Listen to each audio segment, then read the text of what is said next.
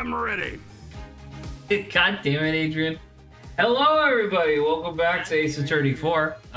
Today. Welcome back to Ace Attorney 4. What the fuck? Today. Oh, am I not muted? God damn it. Sorry about that. Today, it's just Adrian and myself, so welcome to the A to Z law firm. We are absolutely going to indict our own clients and then get thrown in prison. Are you ready?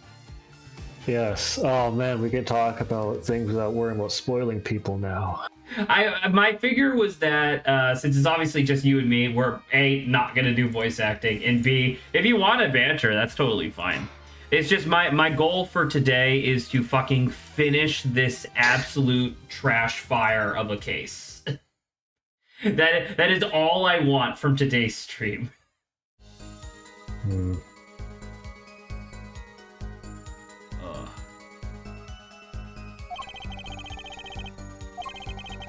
What the fuck was happening? This guy's smuggling.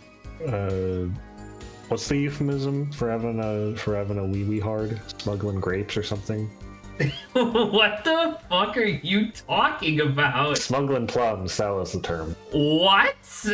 You never heard about that before? I don't, Adrian. I'm gonna have you ask that question again, and then tell me if you think a reasonable, regular person had ever heard of that phrase before.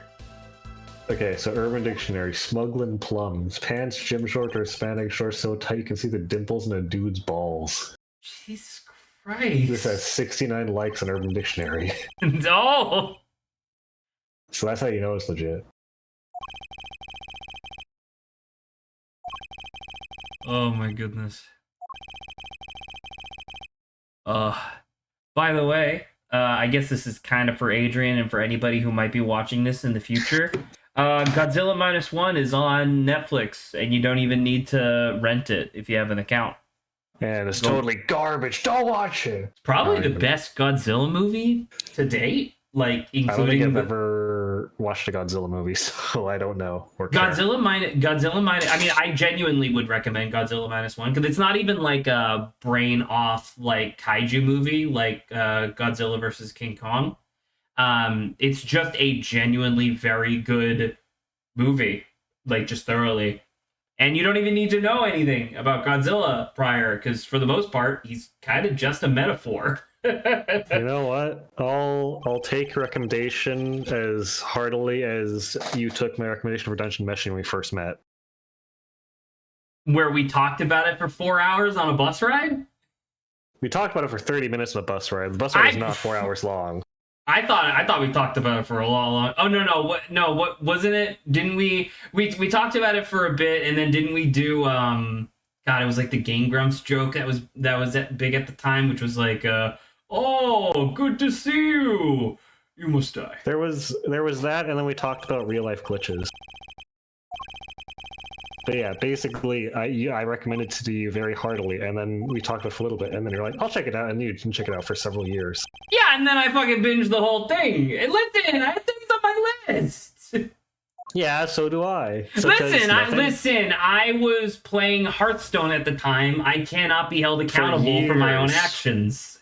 You were playing Hearthstone for years and just could not be in. It's like when you're playing a single player game where you're like, I can't pause the game, it's multiplayer. Alright, counterpoint. I fucking watched Dimension 20 like pretty quickly. Okay. What do you mean, okay? That's not fair. I'm just saying. I'm sure Godzilla, whatever made up algebra number you said about it, it's -1. What the fuck are you talking about?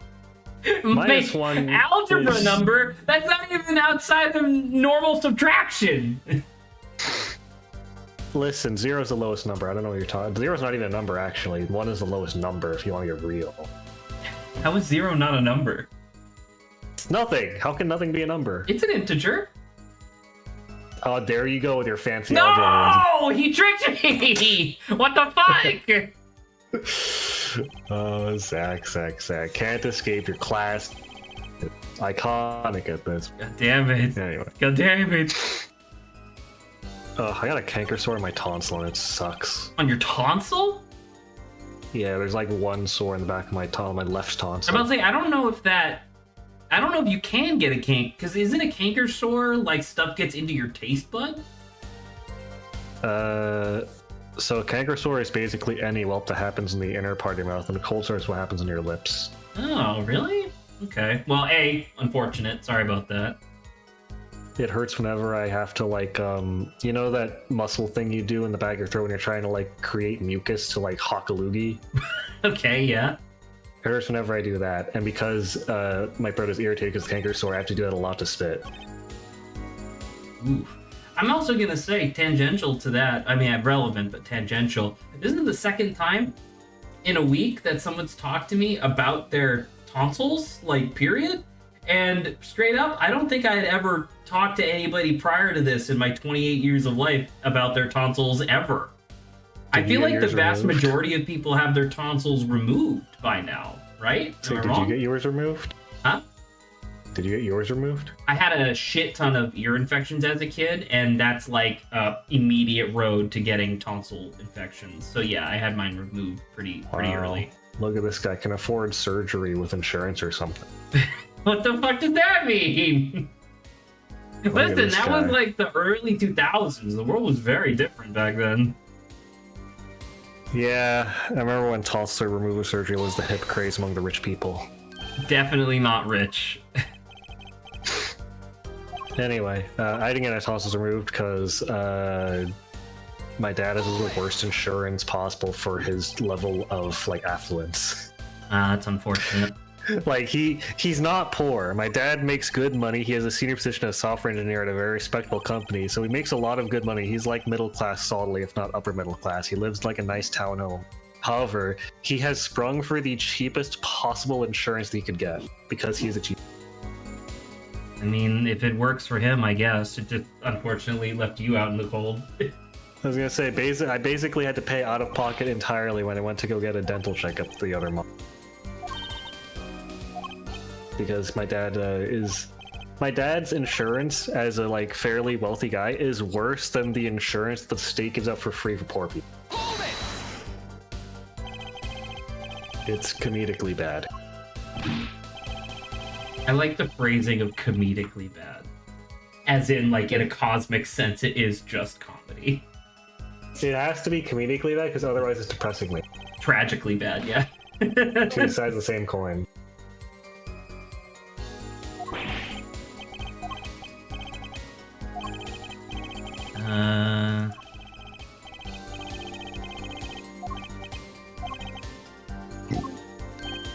That seems... Guess I'll go open up the walkthrough. I mean, we're definitely gonna need it. This case is convoluted, but... You don't like Turnabout Serenade? I straight up, I was so pissed after last week's stream that I looked up top 5 worst cases in all of Ace Attorney. And this one was number 2 behind the clown. the fucking circus one from game 2. And I was like... You know, I think in my head when I recall this case, I mostly just remember Orange Clavier and doing all the minigames repeatedly. And in my head, I'm like, those were really annoying, but maybe it's inflating how bad I thought the case was. And then I look in the details like, oh right, the details were absolutely garbage too. It's because like, I don't know, like the thing that's, and I said this a lot last week, but it's just like, the worst Ace Attorney cases are by far the ones where everything is really contrived and it's like, it's not even like leaps in logic because there is no logic. It's just leaps to whatever the writers want you to be doing in that moment, I guess. Like, I don't know. Once again, I'll bring it up. Like, what's her face? Lammy heard somebody say, hey, hit the switch because she was sprinting while crouched through a vent that she didn't need to be running through because they had a body double. And that's just like an enormous loophole that did not need to exist. You know?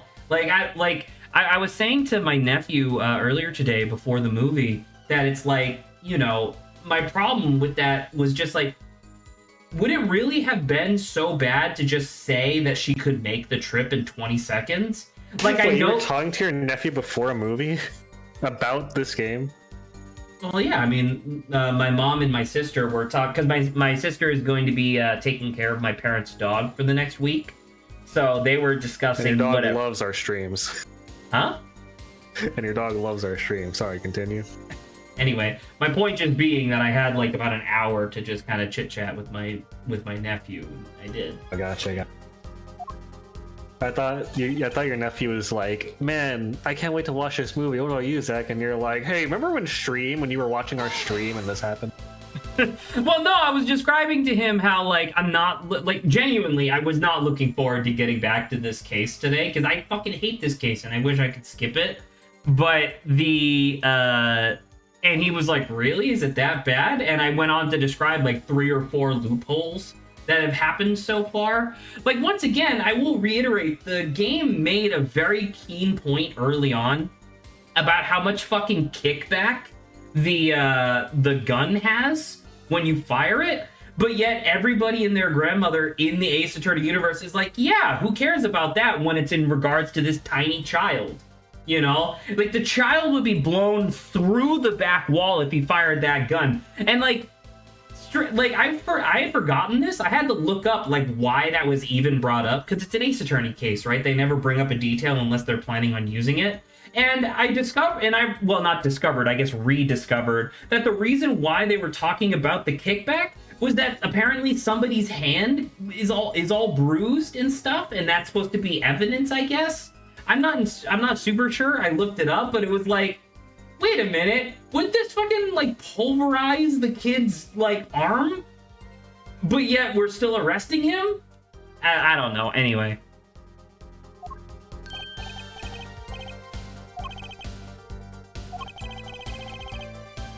Sorry, I'm eating tacos. No problem. I'm just trying to make progress. I had chicken and popcorn for dinner today, so I have shit stuck in literally every gap of my teeth. It's really what kind of chicken annoying. was it? Was it like grilled or fried or Baked? I always have baked. baked? You know, I'm not gonna lie. I've really grown to appreciate popcorn as like a side. It's very good. It's surprisingly filling. I don't know if I go that far, but it is nice. It tastes good. I mean, but my number one complaint about popcorn is the same complaint that everybody has, which is like the fucking shells get stuck in my teeth all the goddamn time. In a very interesting, like, backward sort of way, it almost is better for the quality of my teeth and gums because it forces me to floss to get the stuff out. You know? You know, maybe it's just me, but like, I think popcorn is especially bad for me because like, I don't know why, I really like how the texture of like a popcorn shell feels when I'm crunching it directly between my like sides. Popcorn shell? Like the little like brown shell. The Oh, part that gets stuck between your teeth usually. I like crunching it in between my incisors. It feels like weirdly satisfying. And that specifically invites just to get stuck in my incisors. I mean, I guess that's fair enough. Like, people will enjoy the sensations that they enjoy. It's like gum except crunchy. So not it's gonna gum. get stuck in your teeth. Oh, because it Yeah, gets stuck in your teeth. Got it. Yeah. Who was it? Was it you or was it Jesse that said that they had what'd you calls it? Not gobstoppers. God, it was like a candy, and apparently back when I had said a while ago that like chewing it was like a construction project in your mouth. And it was just like I had forgotten that I had said that, and then someone like added me in either general or meme Oh yeah, saying, milk duds. yeah, milk duds. Like if you chew a single milk dud, it's like a construction project in your goddamn mouth. And I had forgotten I had said that, and it just made me, and like you saying like, oh, it's like gum. I remember specifically because it was during our candy tier list stream. You said that, and I was like, "There's no way it's actually that hard." And then I had one in real life months later, and I was like, "Damn." It fuses you. Like, I'm surprised they don't use milk duds to fuse your jaw shut.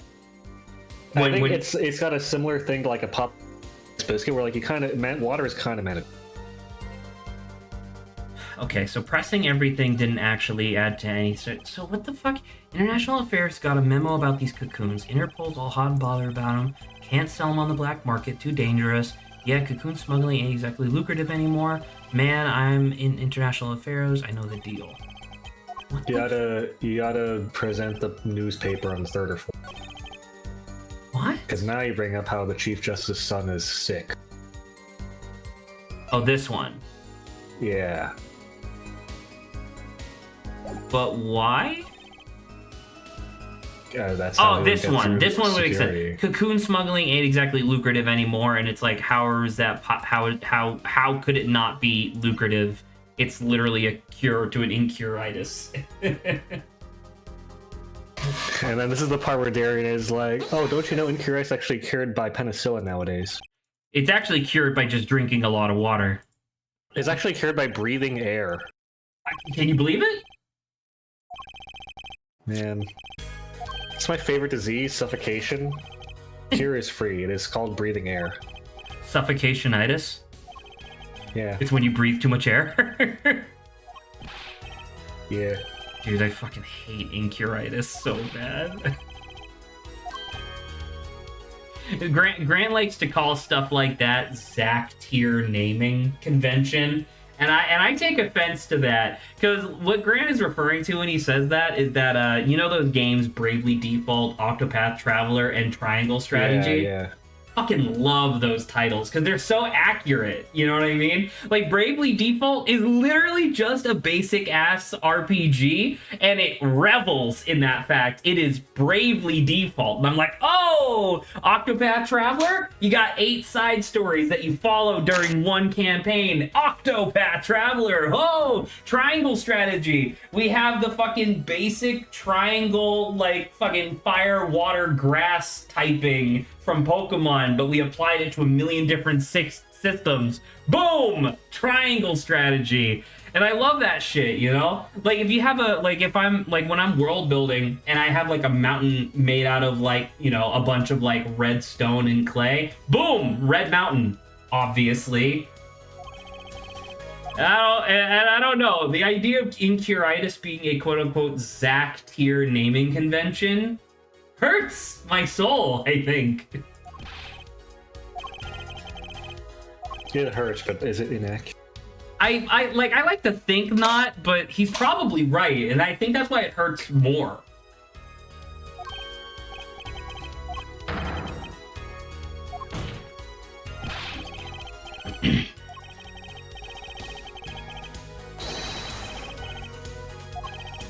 Man, these birria tacos are not good for my, like, intestines and asshole, but they're really good for my taste bud. I believe you. You had a birria taco before, Zach? Can't They're say like the orangey tacos that you dip in, like, the sauce they're cooked in. I can't say that I have. You missed out. Actually, I don't know if there's a sizable Hispanic population where you live or not. Well, I think I've said this before, but there's a lot of stuff I miss about California, just in general. But one of the things that I think pisses me off, like beyond a lot of stuff. By the way, congratulations, all of America, 34 convictions is convicted on all 34 counts. Celebrate. Should be a national fucking holiday. But if you want more information, look up Donald Trump Rule 34. Holy shit, that does work! If you want more information on all rulings, look up Donald Trump Rule 34. I did not even know that. That's so fucking funny. I never even crossed my mind. Oh, sorry. But beyond stuff of that ilk, where obviously here in North Carolina, there were a large contingent of people that were not happy about that. The other thing that I was really surprised by, dude, all the food that's not barbecue fucking sucks around here, man. It's like, do you realize how much I've been craving just like a half decent udon since like moving out here? Like that used to be something that I could go on like a 15-minute walk and get while I was living in San Jose. And it's like now over here, the closest and quote unquote most reasonable place where I can get udon is Mama Poke, where they literally pull the entire thing out of the freezer, microwave it, and then sell it to you. And it's like, this is what you want me to be eating? It doesn't even have fucking broth. It has water. If you want good udon, look at the Street Fighter comics. Whoa! But yeah, so to answer your non-question, if it's not like barbecue, they don't have it around here. I guess they have pizza, but pizza's hard to fuck up. I was gonna say, do they at least have good pasta, like you always talk? No, not particularly. Because like the thing with pasta is that like actually boiling pasta so that way it's like al dente is not hard. It just takes practice or a timer, I guess. But dude, they fuck up sauces around here. And I'm not even saying fuck up in like a good way. I'm saying like it's always watery, flavorless. Like sure, it might be red with like giant flakes of oregano in it. That doesn't make it pasta sauce. That makes it red water. You know? Objection! Am I wrong? Shit. I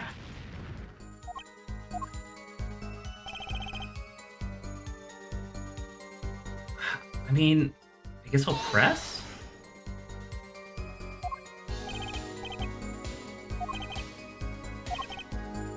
Well, you gotta present someone. Is it not presenting the fake cocoon on this statement? It's, which statement are you on? I was on 3. Hang on. You present the newspaper, right? And there's 3 new things added. Oh shit, was it 3? Shit. Cocoon possession will get you arrested on the spot and then sentenced to death. If there's a way to get cocoons out of there, I'd sure like to know. That's still when you present a thing. You have to present how they got the cocoon smuggled through. Which is this. No. How did they... Okay, sorry. How did they get the cocoon smuggled through? Yeah. And I have to present something to answer this. Yeah. I mean, clearly they smuggled it by the Lammy's, like, travel, right? That is related, yeah. But it's not the Lammy. What the fuck do I... What? If it's not the cocoon, it's not like it's not like the postcard or the Virginian newspaper, right? It's neither of those.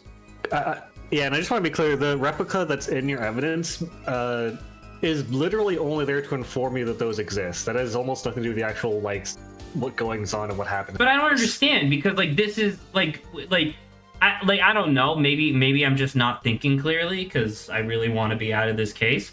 But at the same time, it's like, isn't this exactly what we're looking for in terms of like, how did they get it out? And it's like, well, they used a fucking fake cocoon and got it out. Well, remember that before, during, and after the entire events of this case, this was just sitting in Gavin's office for some reason. Was it before, during, and after? I thought they got it from Latouse's body. No, the replica was just sitting there before, during, and after because Gavin's a weirdo and just has a replica of a cocoon in his office. What? What? No, I thought that was... I could have swore the cocoon was delivered to him after they pulled it off. Why the fuck would he just have a random replica of the Borginian cocoon? I don't know. But anyway, you gotta present the guitar. What? How the fuck... Listen to me. I read after last stream. I was like, I gotta remember the deal of this case. So I went back and read the synopsis of everything that happened, like before, during, after the case, and I was like, this is kind of horseshit. Yeah, but what the fuck is the logic of this? Is it like, I need you to tell me. Is it because I'm being an indignant asshole right now, or does this actually make no sense? So this was hinted at. Like, this is a possibility that was kind of hinted at near the very beginning of the case, and then it kind of just, you kind of just have to remember. What, that something was potentially hidden inside the guitar? Kind of. The big detail is that Gavin was really protective of the guitar and locked it up real tight. Kind of. Objection! Someone busted into the guitar also. What one way to get something out of the country, no checks? Are you fucking telling me that they put it inside the chamber of the guitar and then they didn't fucking put it through an x-ray machine or something? Well, the cocoon doesn't have bones. It wouldn't show up in an x-ray machine. That's not how x-ray machines work. X-ray machines show you based on density. You would see the outside edge. The only things that x-ray machines show are boobies and bone. Why would they... Well, hold on. Why would they show boobies? Because that's what those x-ray goggles are for. Oh, well, the x-ray goggles are to see through clothes, so wouldn't it show you everything? No, it only shows you boobies and I was always bones. curious about that. So it's like in the like old movies and stuff when they put on the swirly x-ray glasses and then you would see like the hot naked lady because you were like seeing through her clothes. Is that like all it could see through? Cause like why wouldn't it keep going? Like why wouldn't it show you her muscles and then like her bones and then like her nervous system? Like why would it? Because they only show you boobies and bones.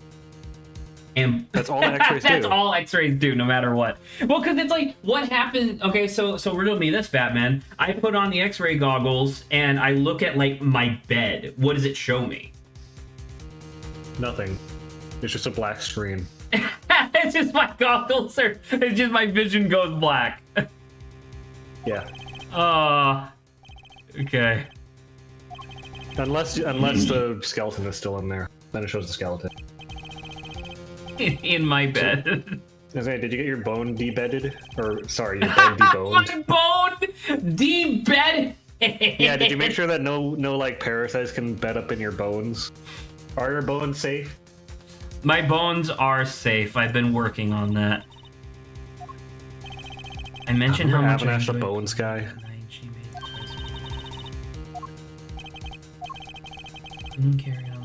We couldn't carry it on the plane.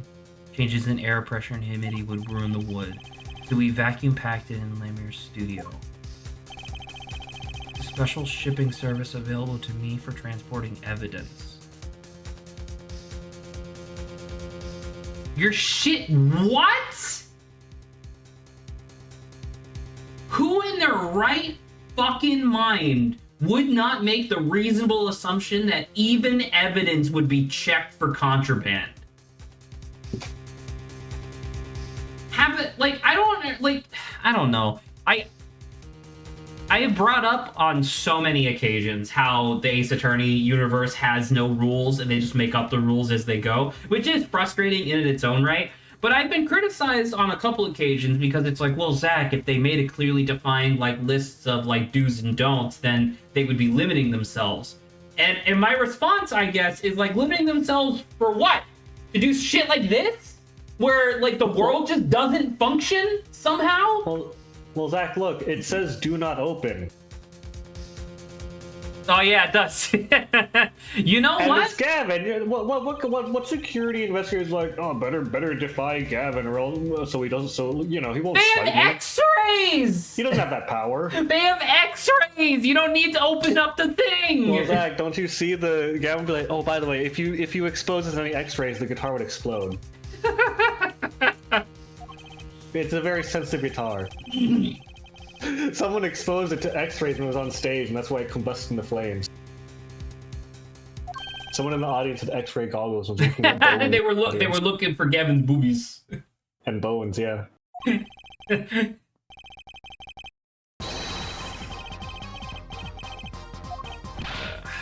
I don't know, man. This case feels like I have been running a marathon, but only around in a circle. Does that make any sense? Like, I've made no actual progress, but I've definitely done the fucking work. It's like your high school, like, all right, class, it's time to do the mile. You're gonna be doing it. You're gonna be doing 4,000 laps around this traffic cone, of course. Exactly, right? Like, it's not like the normal thing. It's like, no, I'm gonna fuck with you. You have to do an entire, you have to do the fucking presidential fitness test in a figure 8 around these 2 traffic cones. Go fuck yourself. It's like, what? Why?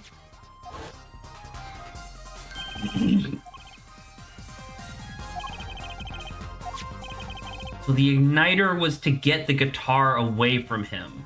So wait, so who wrote the lyrics for the song? Do we remember? Wasn't it Lammy who wrote the lyrics? I think so. So Lammy's in on it then, because like, I thought the whole point of the igniter was to like replicate the lyrics of the song, but it just so happens that the lyrics gave them an excuse to burn Clavier's guitar, so that way they could extract the cocoon. There's a nugget of truth, but you don't have all the details yet, and the I details are guess kind of stupid. So like, I don't expect you to get them. You don't have to like give me an exact answer. How much of the walkthrough is left? Hang on.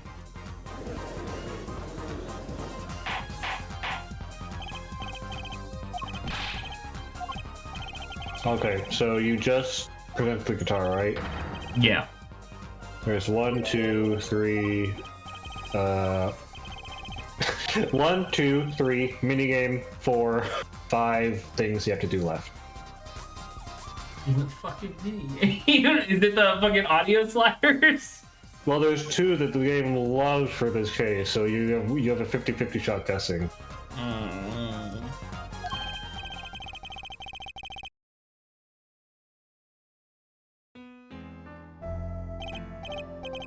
Is there an Ace Attorney game that uses the mini games in it this much? 1-5. That's true, yeah. I don't know if you, Sorry. Gosh, I should really just get floss real quick. I don't know if you would count, the Sherlock Holmes segments from Great Ace Attorney, because those are technically mini games, but they're just, like, I don't know, pretty well done, I guess.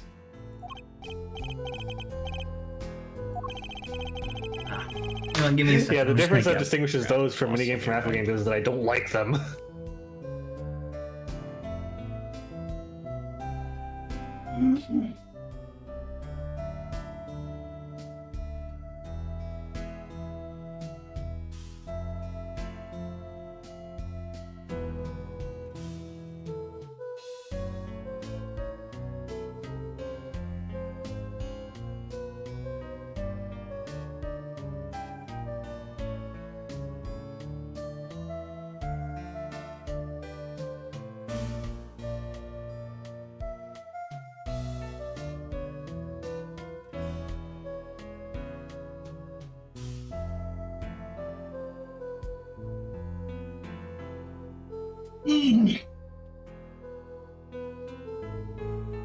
Oh, what the? Adrian, what the fuck? Zach, someone doxed you in chat. 1, 2, 3, stupid lane. What the hell? Why would my parents buy a house there? That must really be mean. stupid or something, I don't know. I was just thinking about this. I have been very vocal about a lot of things, but I've been very vocal in the past about how annoyed I get when people say, like if you're watching like a show or like playing a video game and people excuse its subpar quality by saying that it's for kids, like that really annoys me. It's like, why is it okay if something is lower quality if it's for kids, I guess, you know what I mean? I'm realizing that there's like a little bit of an antithesis to this, which is like I can envision in my mind's eye somebody who played this game, like this was their first Ace Attorney game on the DS, and they're like, oh, but this game's awesome, we thought Turbo Serenade's so cool. And I would have to look that person. That's 2 whole minigames. It is 2 whole minigames, dude. I would have to look that person in the eye and be like, you were a kid, you didn't know any better. right? And it's like, I feel like it hurts my like core belief that, like, you know, kids deserve to have things of higher quality, because for a lot of kids it doesn't matter because it's their first experience, you know what I mean? 1 2 3 stupid lane, fuck you. Can't believe someone died. I should ban this guy. No, whoa, let's not go that far. It could be anyone for all we know. It could be anyone. Could be any one of us. You wouldn't ban the president, would you? Which one? Abraham Lincoln. Did you know that he was the last president that we've had that had Period. like a full beard? Did you know he was the last president we've had? Everybody since then has just been fucking around. The other 30 have stolen their elections. Was he the 15th or the 16th president? Somewhere in the...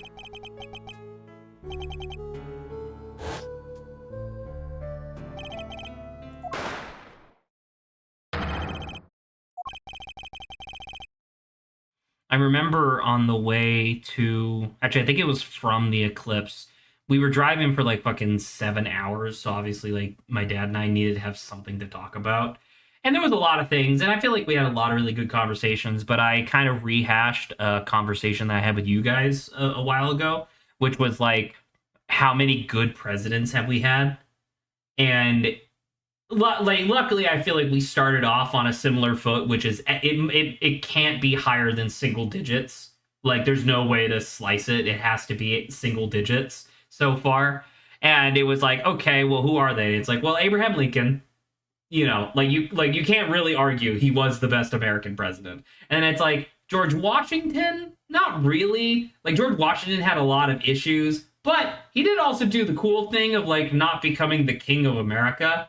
So like that, like, huge props to him for setting that precedent. Like, that's awesome. And then it's like, well, then Donald Trump twice. No, definitely not. But it was like, you know, like, well, who else? And I remember one of the ones that my dad suggested was FDR. And it was, and I don't know, it was kind of like not exactly a rough discussion, but it was like it was a moment of contemplation where it's like, listen, FDR did do some really cool stuff, but he also was responsible for signing the development of the atom bomb, and then also like the unlawful internment of Japanese Americans. You know what I mean? True. Or I guess True. just Asian Americans in general, because they didn't even care if you were Japanese back I was gonna then. say, if you look Japanese. I was saying, if you looked Japanese, they interred you. And it's like, I remember I had to do like a whole ass like book report on that shit. And I was like, damn, dude! What the fuck? Yeah. This is exactly what the fucking Nazis were doing, you know, for different reasons. But at the same time, it's like, you can't, like, really? You're gonna be like, hey, your eyes are slanted. We're gonna steal your house? What? By the way, really quick, have I commented that Darian's ring just looks like Bowser upside down? Darian's what? His ring. Oh, yeah. Well, I mean, it's like a monster thing. Anyway, as far as presidents, the only guy that I have any real strong feelings about is Teddy Roosevelt, because he survived an assassination and gave a speech. I mean, that's a bull moose party and stuff. Yeah, it's true. But the problem with Teddy Roosevelt is that he was hugely anti-Native American. This is true. And so that was kind of the point of the discussion, is that there are some that I think are way better than others. Like, I certainly think like FDR and Teddy Roosevelt are definitely in the upper 50% of presidents.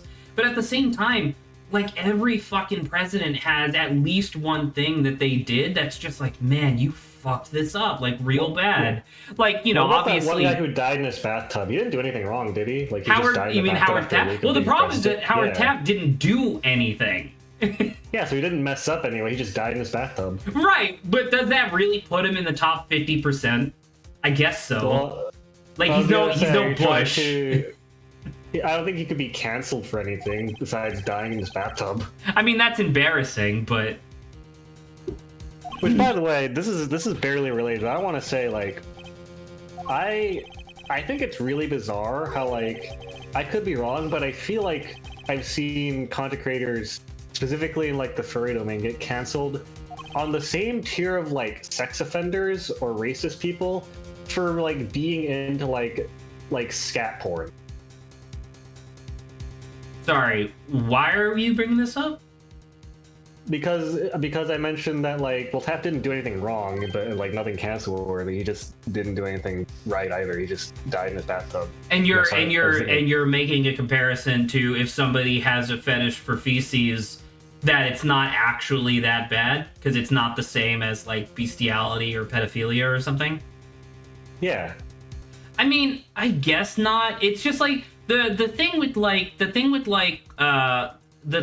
water sports and coprophilia and stuff like that is that it's like, or even just like, you know, vomit fetishism. It's like, it's all the same stuff of like, there's a lot of fluids that you should not be having fun with. You know what I mean? And so it's like, in a literal sense, yeah, it's not technically that bad, but I would personally put that stuff on the same tier as God, what do you call bug hunters? You know what I mean? I mean, but here's the thing, right? It's like, imagine there's a content creator you really like. Would you give them the same amount of like, I'm not going to watch you anymore-ness if they turn out to be a racist and if they turn out to be into like fetish porn of like farts? Wait, you said and or? Or. Okay, so obviously if they were huge racists, a la fucking JonTron, I would stop following their stuff. You'd make a second account to subscribe to them again. I would make a second account called Obo Racism, and then I would follow their... Don't tell them about the secret channel, Zach. Oh shit, damn it. That's where I put all my critiques on all the races on Earth, I guess. You should really check out the Uyghur video. That one has a lot to say. No, but the video. Sorry? Filthy West Asians. Oh! But the I don't know, like if he was like, but then if it's like if that same YouTuber instead of being racist was actually outed as being into like you said like coprophilia. Well, no, you said like farts, which is like farts is like more innocent because like I don't know, it's not farts are obviously like not great. You shouldn't be huffing them, but it's not necessarily as bad. Like it's not literally a toxic gas cloud. It's just, you know, methane plus fecal matter sometimes. So, you know are you saying that the severity of the grossness of the thing affects how much you don't want to watch it? Well, because it's like there are because like it doesn't affect their content at all. It's a thing, right? Their content is the same. It doesn't include any of the stuff they're into, but you just find out they do that in their own time. Well, because it recolors a lot of like my perception of them, I guess, in a way that I'm not like, I don't know, that I just wouldn't like. There's so much stuff on the internet that it's like I would have to find something else, I guess, or not have to, but like I could reasonably find a replacement for them with little to no effort, I guess. Like obviously, like JonTron is pretty unique, and it's really hard to find something that directly replaces him. But like, I don't know, like I'm thinking about it like this, where it's like there are a lot of YouTubers that I know that have openly admitting to like eating ass. You know what I mean? And it's like, depending on who you're having fun with, that's not enormously far away from coprophilia. Like, obviously, there's a lot of difference there. Like, there's a pretty big hurdle. But it's like, what, like, is there really a difference between somebody who eats ass and somebody who enjoys farts? I don't think so. But at the same time, in both circumstances, I would definitely say I wish you hadn't have told me, I guess, is like my bottom line. Like, if it's something like it, once again, if it's water sports or coprophilia or vomit play or whatever, like all of that gross shit, no, I would actively attempt to replace them or just outright cut them from my YouTube feed. Not necessarily as instantaneously as if they were a racist or a pedophile or whatever, but then again, I have gotten burned on knee-jerk reactions like that in the past. So. Wow. This is the coup de grace. There's only one person who could have helped him, who was on stage. Oh, great. Good Spider-Man quote.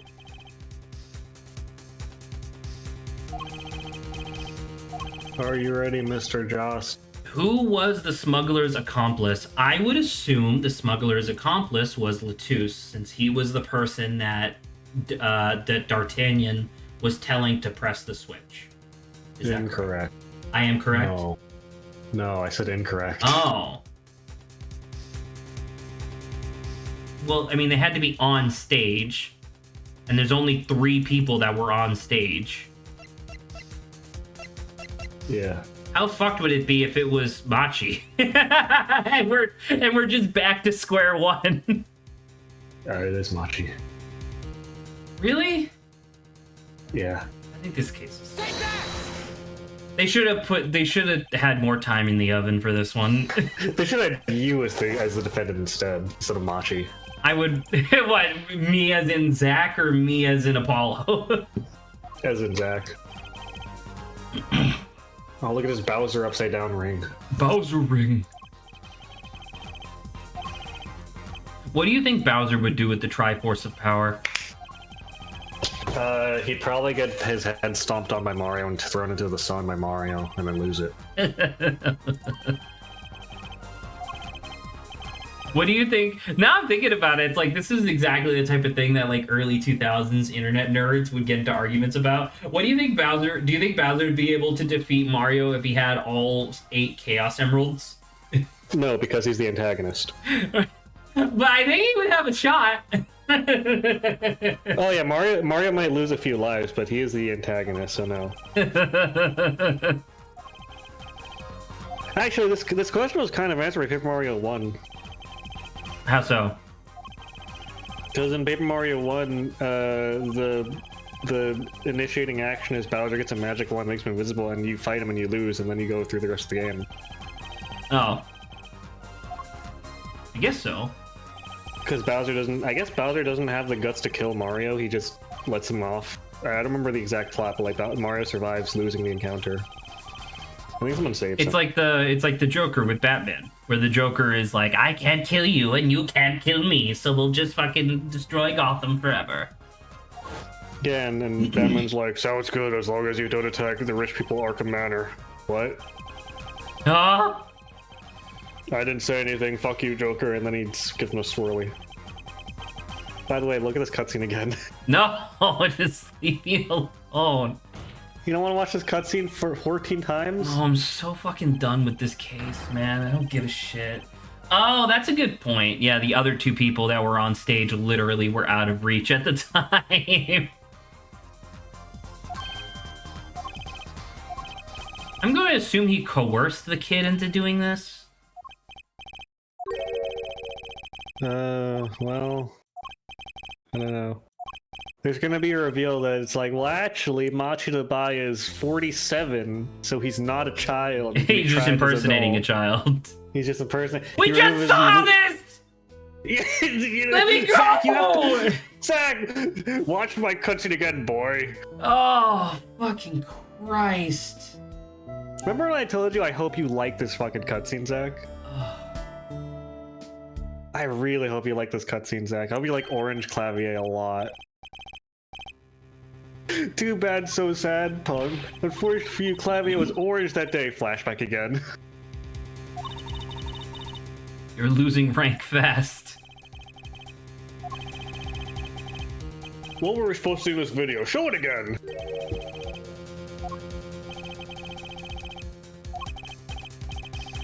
Oh yeah, isn't this the thing where like she messed up her line? Something like that. But didn't she mess up her line because she heard a gunshot? Probably, I don't know. And also, I will repeat that I find it very confusing that it's like any of this... No, because it's a half-hour window. Never mind. I don't know, man. The fact that the like this is supposed to be a fucking concert, and the idea that that set 1, 2, and 3 all happen within 30 minutes of each other is fucking crazy. I mean, Gavin is our fast, I guess. I don't know. It's just you pay $600 for your seats, and then the show's over in 20 minutes, and you're like, huh? It's like a Mike Tyson fight. You blink and you miss it. And it's like, what the fuck? You could have at least played with your food. Well, Zach, but think about the value you're getting by watching this cutscene over and over again. This was $600 that you're watching repeatedly, Zach. That's $600 every time you watch this cutscene. How rich would you be? I want to kill myself. Oh, dude, I wonder how many times they show this cutscene. It's got to be like in the double digits, right? There's so much like I don't know how to say this, I guess, but it's like this entire case reeks of the writers were in a room and they were like, oh, what if we do like a thing? Because this would have come out before 1.5, right? Because 1.5 was like added afterwards. Well, sorry, what'd you say? I was looking at a picture of a cat. Which one came out first? Apollo Justice or Case 1.5? I want to. My gut says 1.5. You think so? Okay. I don't know for sure, but that's my gut says. Well, because it's like it feels to me. What are you doing? Gnome? Gnome. For some reason, my photo of a gnome was rejected for not being on topic. I have used image enhancement technology to attempt to make the photo more clear. Your previous post was in fact off topic, but since you completely transformed the image, I will let it pass. I am in awe of your photo mastery, but please keep it about actual gnomes in the future. This sub is about gnomes, not cats. Thanks. That's pretty funny. Gnome? Gnome. Anyway, sorry, to finish my thought, it really feels like they were like, okay, what if we had a case that took place during a concert and then you had video evidence of the murder, or like there was video evidence that was really significant and we already have the ending in mind, so now we just need to like connect the dots from beginning to end. And then they connected all the dots, they thought they were all done, they sent it for like a second round of review, and somebody was like, hey, what about this plot hole? What about this plot hole? What about this plot hole? What about this plot hole? And they decided to like fucking band-aid all of them together, and it's like, no! Just fucking do it again!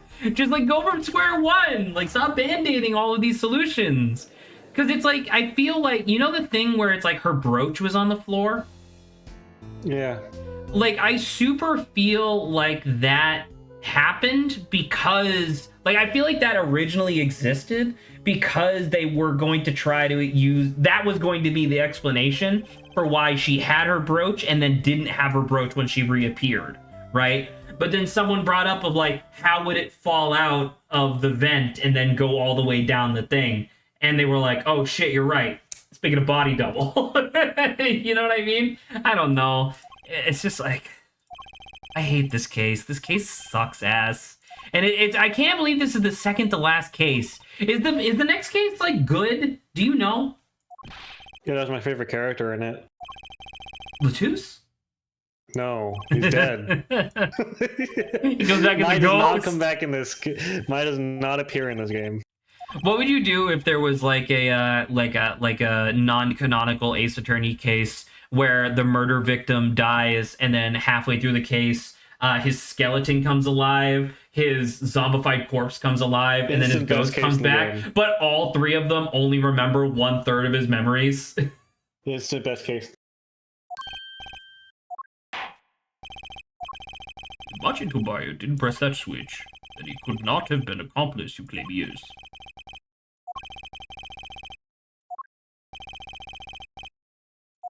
And this is the other thing that Ace Attorney games do that really pisses me off. The idea of, like, we have an enormous mountain of evidence. A mountain to crush fucking Sun Wukong of evidence. And the game is still like, nope, it's still obviously Machi because you don't have definitive proof yet.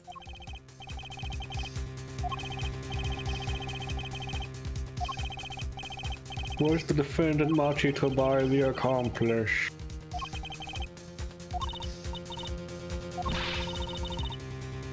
Was he the accomplice? Hey, if he's not the accomplice, our whole case is ruined. Is he the accomplice? My obvious answer would be yes. If we can't prove he's the accomplice, our whole case is ruined. Our whole case is ruined. I already go to the court next door and disguise their case as my own. Disguise their defendant as my own. You just find some random guy, put him in a machi wig, and then he gets executed.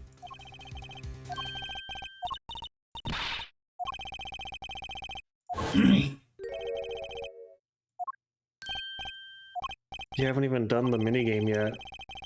You still have to do.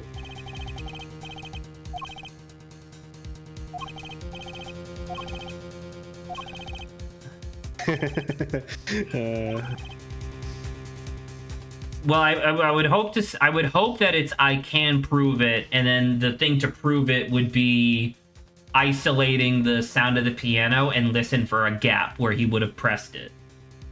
Or not even the gap, because wasn't it the thing of like one of the keys was fucked up, right? Something like that. I stand for the flag and kneel for the cross. Happy Pride, everybody.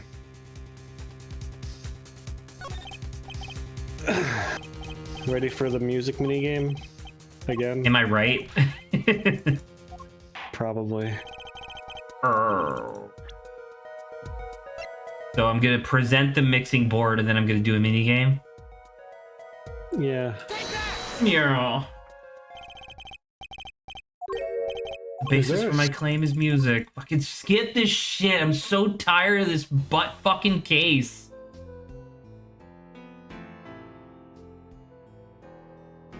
Don't you love Orange Gavin though? With his Street Fighter V Ken banana hair? That's very true. I don't understand why he looks so bad and she looks totally fine. Like, it's because they picked the worst color on Gavin's skin palette. Well, it's so confusing because they did the exact same thing with that guy who was pretending to be Phoenix Wright in game 3? 2? 3? 2. Was that 2? 2. And then, like, they did the same thing with him, and then they did the same thing with the Chief of Justice. The fucking, I'm not evil. It's like, I don't, like, why are just some people orange? Gavin isn't even actually orange. He just looks orange on film. Well, that's the thing. He has, like, a normal skin tone. He looks like a tanned, hot guy. Whereas in the fucking thing, he's fucking orange as hell. There's a part of me that genuinely thinks that someone fucked up the colors and they're like, no, keep it. Funny. It's funny. I like to think that someone did the final render and didn't double check it, and then by the time that they had fucking gold mastered the thing and sent it for manufacturing, they were like, oh shit. I still think that I prefer to think that someone in superior directing was like, funny. Oh, funny. And then the rest of the fandom agreed. And they're like, they have to think about how funny it is or to distract from how bad this case is.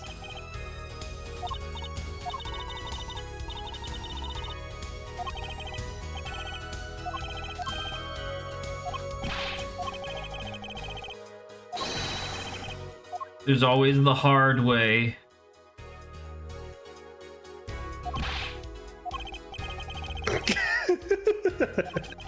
Alright, hang on. I got another one. Alright, you know what, Zach? I found a game we can play if Ace Attorney is bothering you too much. Here you go. Better Call Saul. Justice matters most. Oh, two pollos. Jimmy McGill. Great. That's a good translation. That's a good translation of the actors too into the art style. Yeah. I like how it's rated T for teen, despite the show being rated fucking M or whatever. Being rated X for sex. X for sex. Oh, his hair is floppy. His hair is flaccid.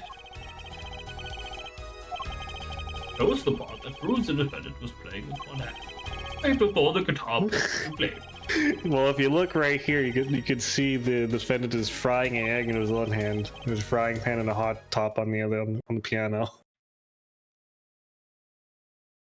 part 4. Mute all the parts, this time leaving the 4th one be. Present the first segment of the song. Sorry, my bad. So first segment and mute all of them except, yeah.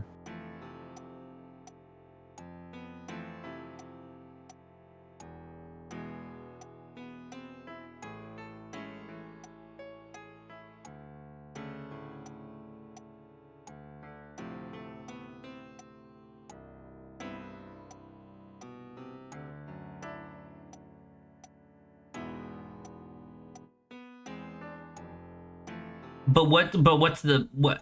I guess I don't understand how this proves anything though.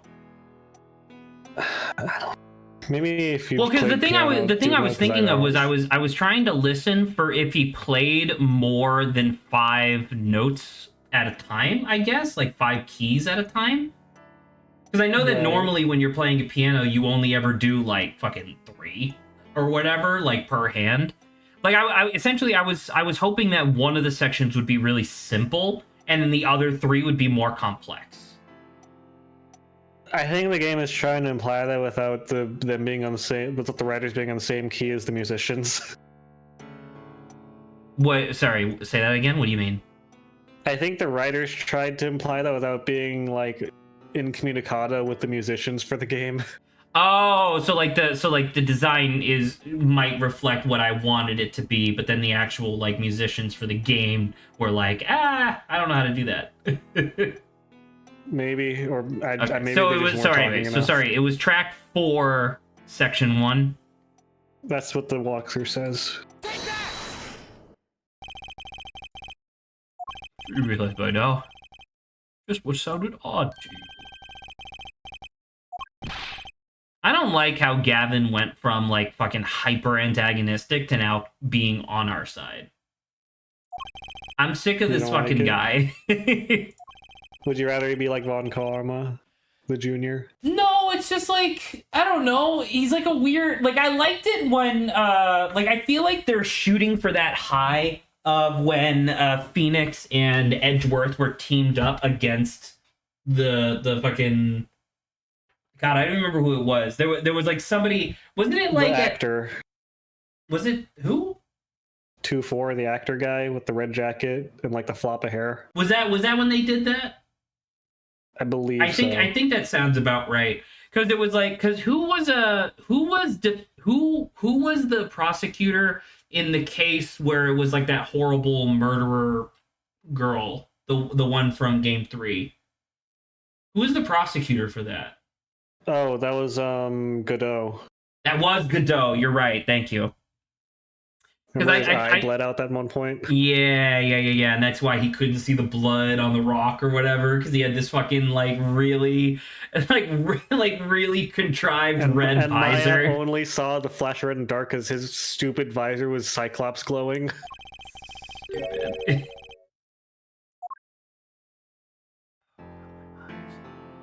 My eyes have been so dry all day. Crying about this game.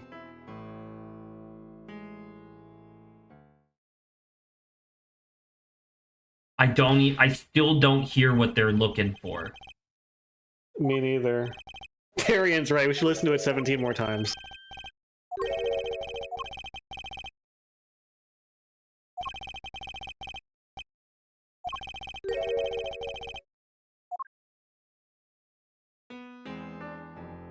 I hope you love this cutscene, Zach.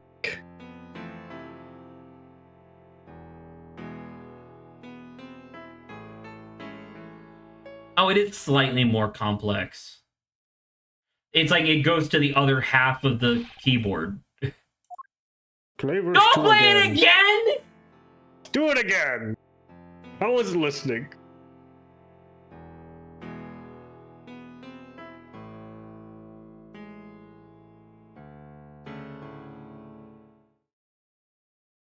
Man, it's like they hired like an actual band to like play a song, I think, and they were like, shit, we have to really maximize our usage of this. Then again, they did the exact same thing in 1.5 where they made you look over that entire security tape way too much. Yeah, but I don't have the blue badger in it. Okay, so you're saying this one's better. I agree.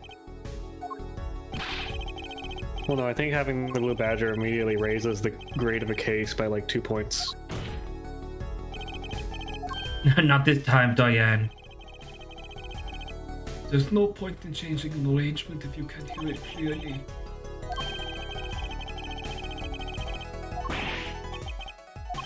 Uh-oh! Okay.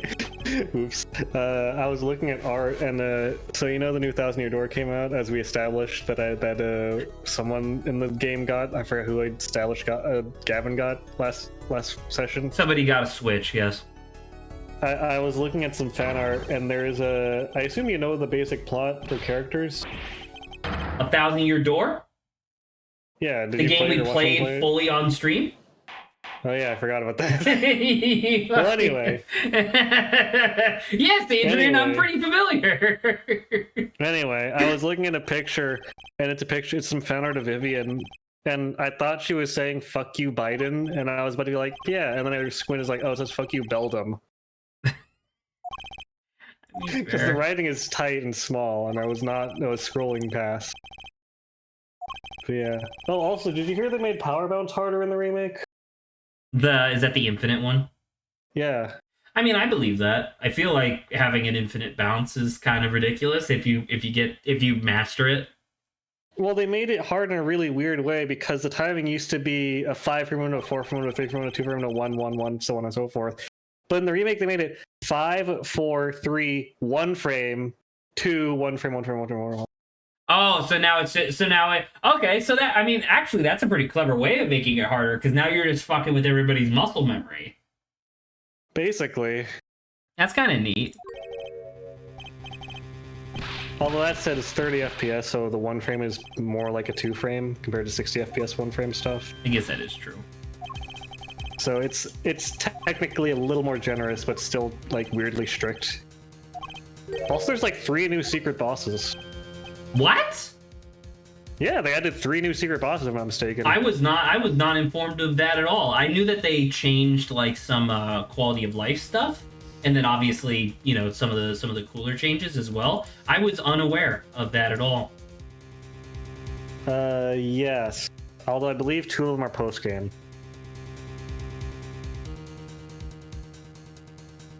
That's interesting.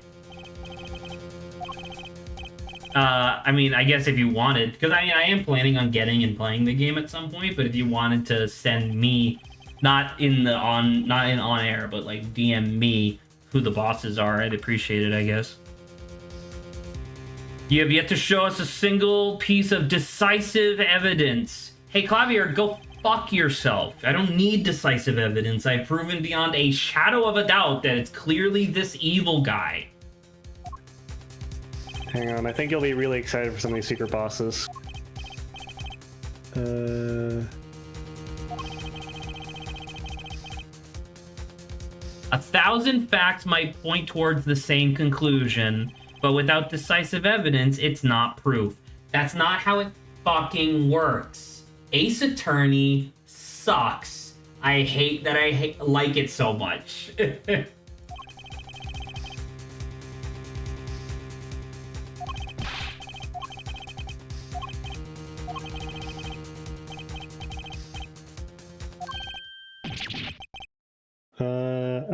Okay, there's only 2 secret bosses, that's my bad. I mean, that's still more than I was expecting. I thought it was 3 because there's a really annoying YouTube video that suggests that Captain Falcon is in there, but he's not.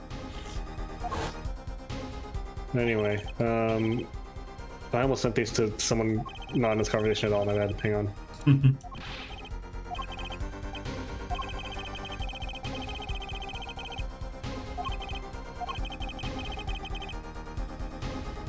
Every man has an igniter inside them. Oh, do I have to find his tell? Hang on. So you presented, you can prove it, play the thing. Hang on, I'm trying to get these pictures sent to you, that's why. God damn it, I sent the wrong person. I need to find our DMs. There we go. This is our DMs. Okay.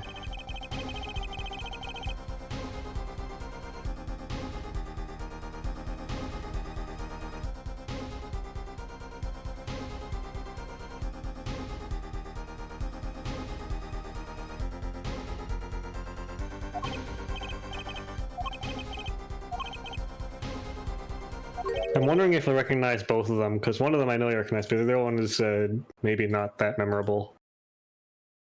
Anyway, here are the two secret bosses, Zach. Are you ready? Sure. Here you go. Okay. Oh, is that gosh.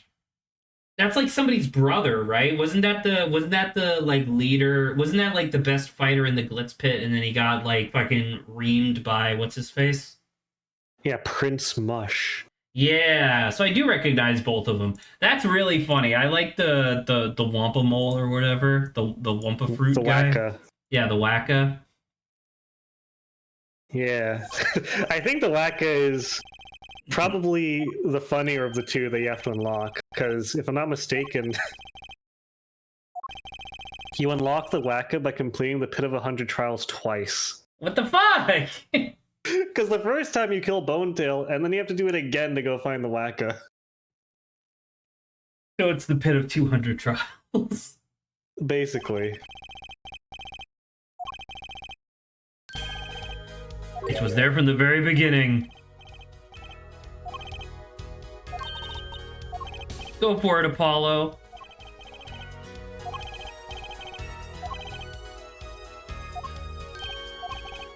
The murder of Latouche and smuggling of a Borginian cocoon.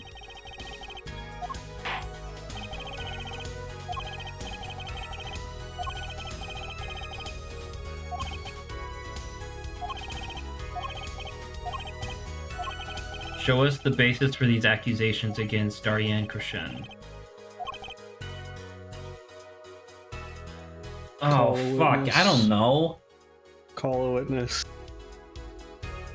Okay, if it's call a witness, what witness would I don't fucking know. This game's fucking contrived. I'm just gonna call witness. Call Machi.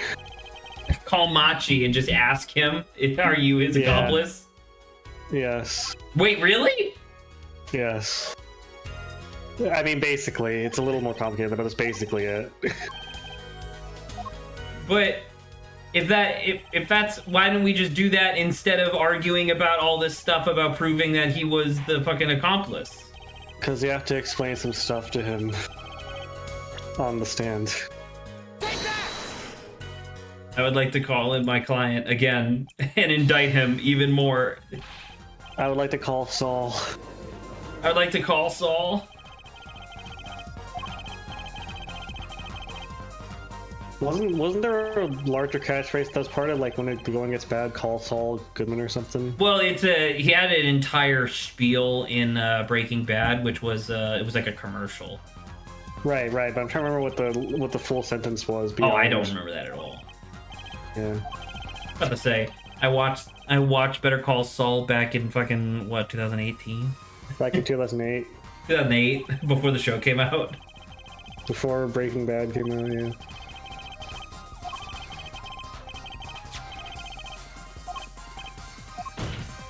Very scientific of you.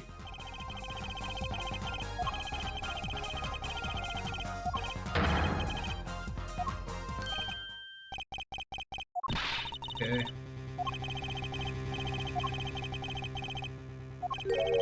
Do that for you, you'll never be able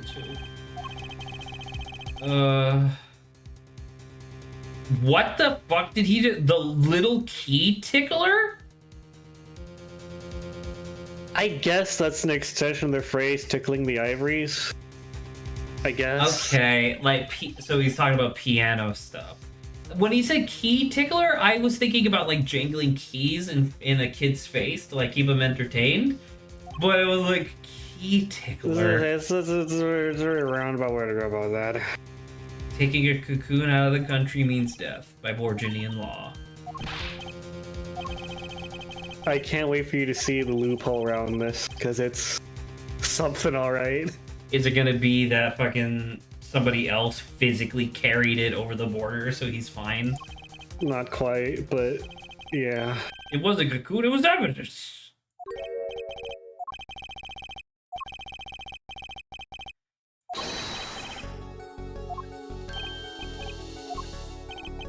Look, if Machi admits to smuggling here, then he'll be tried in our courts by our laws. You don't get the death penalty for smuggling in our country. In Japan, America. That's not how, A, that's not how smuggling works. B, that doesn't mean that his home country doesn't get to prosecute him. So no, he would still definitely be dead. Like, are you kidding me? Like, the idea of like, oh, if I smuggle stuff into Cuba, I'm fine because Cuba just won't, they just won't punish me.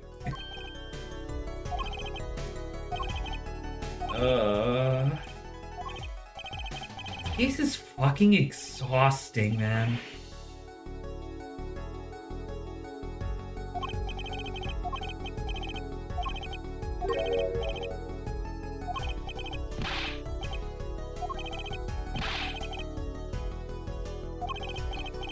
I'm just looking at myself on the camera. I look so tired. I feel like your spirit is as floppy as this guy's pompadour is. Yeah, my spirit's very fast.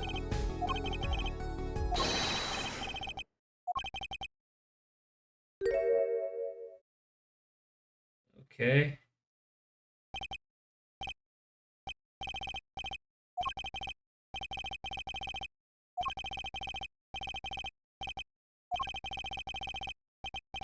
A house made of cookies?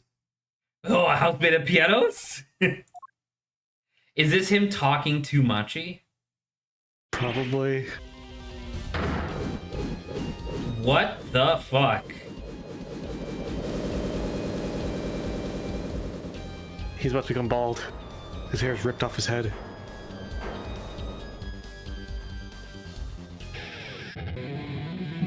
Now's not the time, Gavin! We got him. Wrong! You wasted fucking 45 minutes of my life a couple weeks ago by not just presenting the very clear evidence that what's-his-face was fucking blind. Can I present to you a loophole that I just remembered as well?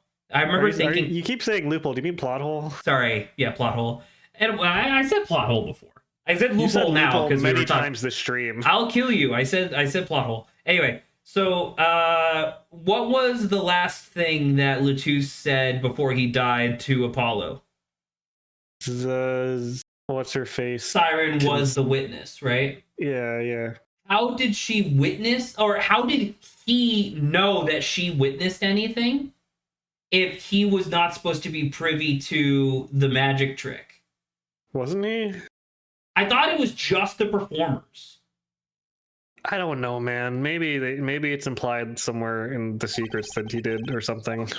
Because it's like the idea that he would recognize that in the exact moments that he was getting shot to death, oh, this is exactly the time where she would be running across, is insane. Like that kind of convenience is baffling in the weight of the idea of like, oh, she can't run this in 20 seconds. I guess. I think it's fair to say that, like, if he's her security, then he probably should know where she is at all times during the performance. I guess that's fair, but it's like, I think it's very clear, and I don't know, maybe, I'm not, like, first off, I'm not giving any breaks to this case, because this case sucked ass. But it's just like, it feels like when they wrote that, they were really gearing towards the idea that she was looking outside the window, right? And then somewhere along the line, somebody was like, actually, I want to do this thing instead, where she's running through the vent. And they're like, we could just say she doesn't know what window means. And it's like, oh, okay. Like, I don't know. Like, I don't know. I think this case fucking sucked ass. Yeah. It's like, it's very funny though, because it's like, even as much as I'm vocalizing how my distaste for this fucking case right now, it still doesn't surmount the fucking circus case somehow. I don't know. With Mo, what's his face? God. Well, because wasn't it Mo Curly? Because it was supposed to be Larry, Mo, and Curly or something? Like the I Three think Stooges? it was something like that. It was, yeah, Three Stooges. Or maybe. Larry Mo, something like that. Something like that. And there was the fucking, and that, like, because that case also had a bunch of plot holes in it. And it's like, you know, it was supposed to be this like, oh, it's so sad because you It was see... the bust of what's his face with a cloak tied to it somehow. It was the bust of Max Galactica, right? I think so, yeah. Max or Maxi. Max or Maxi Galactica, and the murderer was fucking Acro because his brother Bat died in a fucking quote-unquote accident. Like, genuinely, I remember even at the time being like, no, like, if you're doing a trick and the fucking lion tamer does her job wrong, that's negligence. Like, that's not, what the hell? That's not oopsie. Dude, can you put your glasses back on? You look like fucking Anya Taylor-Joy. Your eyes are so far apart. He looks like an adult. That is not the face of a child.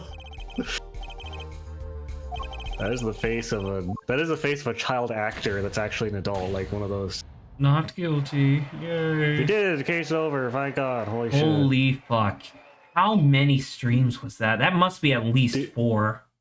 Do you want me to read you the what really happened section of the I would walkthrough? appreciate the full, like, over-under. Okay. Alright, so here is the what really happened from the walkthrough. It all started with a deal between Darian Crescent, guitarist of famous rock band The Gavners, and Machi Tobai, pianist and guide of famous singer Lammy. Both Darian and Machi needed money. I'm gonna pause there. They needed money. But wasn't he the pianist of a famous, like, singer? Yes. This is established in the previous sentence. Like, and also, like, I mean, I guess I can kind of understand the idea of but Darian's also he's also the second guitarist of an extremely popular and successful band. Yes.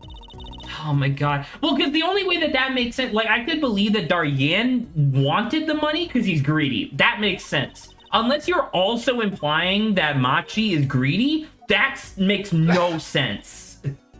I mean, here's the thing, right? I can see people of this caliber, because there are people of this caliber that have, like, gone broke and needed money before, right? But they had to be really irresponsible with their money for that. So that, I guess that inherently characterizes them as really bad at their money, probably.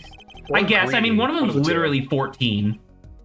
Anyway, continuing on from the pause. Both Darren and Machi need money, so they made a deal. In the US, the Chief of Justice's son is infected with incuritis, and only the special cocoons in Virginia can cure it. However, if one brings one of the cocoons out of the country Virginia, they will suffer a death penalty according to Virginian law. The two would sneak one of the cocoons to the US, sell it, and make a fortune. The plan started when Clavier Gavin, lead vocalist of the Gavinaires, visited Virginia where Machi lives. He had taken a liking to Lammy and decided to let her guest star in one of his concerts. Lammy agreed and Clavier left the European country. Lammy gave him one of her guitars as a present.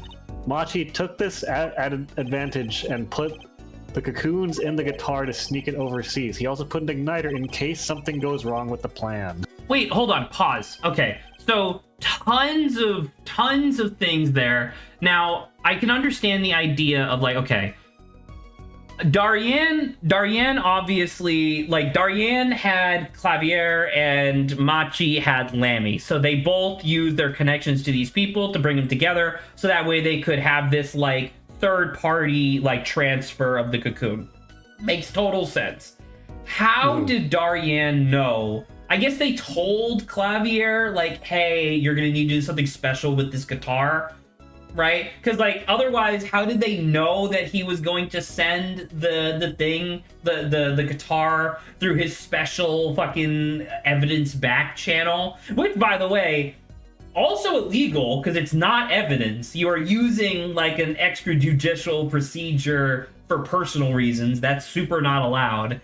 And then secondarily, like, I know that Lammy's, like, beautiful or whatever, but, like, did you really count on just Clavier and Lammy hitting it off?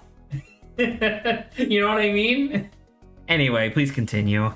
So the only explanation I can think of that possibly is that I think you could extract. I don't think this is what the game means, but I think you could extract that since the Gaviniers are all members of law enforcement, that maybe they have some sort of like tie to the police, and like there is some sort of weird official propaganda arm that lets them do that.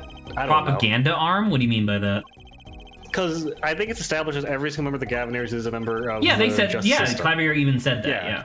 So like maybe there's some sort of weird law that lets them do shit because they're like propagandists and all the song about being cops or something. So because they're like propagating the values of the police, that they get to use police procedures for personal gain. Maybe that's still corrupt. It's not. Maybe, I mean, that's enormously corrupt, but I get what you're trying to like give them a little bit of leeway on. In any case, continuing. However, Interpol and International Police Force was on to Machi. They sent Romain Latouche to undercover to take a job as Lammy's manager. He would eventually start to investigate Machi. Meanwhile, Clavier contacted Valence Gramarye, former celebrity of magic. They would agree on using Valence's old tricks to create an illusion of Lammy for teleporting from one stage to the other. On the night of the concert, Darian stole Clavier's keys to his guitar case. He opened it and discovered a problem. The guitar was wrapped up. It turns out Clavier wanted Lammy's guitar in perfect condition, so he used wrapping to ensure its safety. Darian knew if he unwrapped the guitar, everyone would get suspicious, so he closed up the case and abandoned the plan. Afterwards, Clavier couldn't find his stolen key, so he was forced to break open his own case. Finally, the concert began. As Darian was rocking with the rest of the group in the first act, Latouche started investigating the room. On the second act, Latouche confronted Darian. Meanwhile, Lammy was running through the air vent beneath the stage above the dressing room, part of Valence's teleportation trick. Valence also pretended himself to be Lammy on stage on the 15-foot stage platform with Clavier and let the real Lammy able to transport within 2 minutes. Instead of 20 seconds, which is impossible. Darian used the headset to tell Machi to press the switch on the piano, press the switch now, which Machi did. Clavier's guitar was set ablaze along with the cocoon and the evidence. Darian then took Latouche's gun. Wait, so the cocoon didn't even make it? No. Wait, hold on. That's why you only have the replica. You're telling me that a professional guitar player didn't notice that there was a giant fuck you cocoon on the inside of the echo chamber of his guitar? Igniter. He also didn't notice the mechanical igniter in there as well, Zach. What I mean to say, yes, but what I mean to say is that like the cocoon would have been, well, I don't know. I mean, we saw it sitting. I guess the cocoon isn't like enormous. Like in my mind, I'm imagining it like the size of a dodgeball, but it's really not, right? Because we saw it sitting. We saw a replica of the cocoon sitting on Clavier's chair, right? So it's actually not that big. That's still crazy, the is, though. Like, bigger than the actual thing. I have to hope is the case. Well, it's just crazy because like if you have anything on the inside of your guitar, wouldn't that change the sound? Maybe the guitar is just that good. So I don't know. I don't know. Like... Keep going. Just keep going. Okay. Darian then took Latouche's gun and fired, missing once and hitting Latouche in the second time. So he just straight missed. I'm guessing because Latouche was putting up a fight. No, right. But what I'm saying is that was a whole fucking thing for a while, where it's like, oh, the first shot missed and the second one hit. And it's like, oh, how could that be? Oh, well, maybe it was a child who couldn't properly wield the gun. Oh, maybe it was the blind person because they were blind. And it's like, no, it turns out it was just missing because people do that. Yeah. Yeah, also, please. I'm just surprised that Darian, this guy who looks fairly average, granted is like a detective, won a physical confrontation against Latouche with the size of 2 fridges. Correct. In close quarters. Like, incredible. Anyway. But it's not even like Latouche was like a lesser agent than Darian. Latouche went to confront him. Yeah, Latouche, like the idea of like, oh, I'm going to confront you and then you're going to take my gun. And shoot me with it, right? I was gonna say that I feel like the implication there is Latouche lost at worst a 50-50. Correct. Anyway, Lammy heard the gunshots and Darian's voice, and she stopped singing briefly, shocked. She continued along the vent to finish the illusion, so she was in a hurry. She wasn't sure if she were gunshots, and for that matter, if the windows in the room were really a window because she is blind. Also with the inclusion in English with the word vent. The only time she ever does that in the entire case, by the way. The only Right. time in the entire case that she confuses an English word is the one time where they need her to confuse an English word. So just keep that in mind Yes. too. But please continue. Latouche wrote out his ID number as he lay there dying so the police would figure out who he really was. Excuse me. Jesus. That was the beer talk. Come back up. Darian noticed and wiped out the number. He set firecrackers under the sofa that he just had and made a trigger device that would set them off, which he just could. He then discarded Latouche's headset and placed it on the door, so if anyone were next to it, Darian would set them off to create witnesses. Triggering the firecrackers that sounded like gunfire caused him to miss a cue in the third act.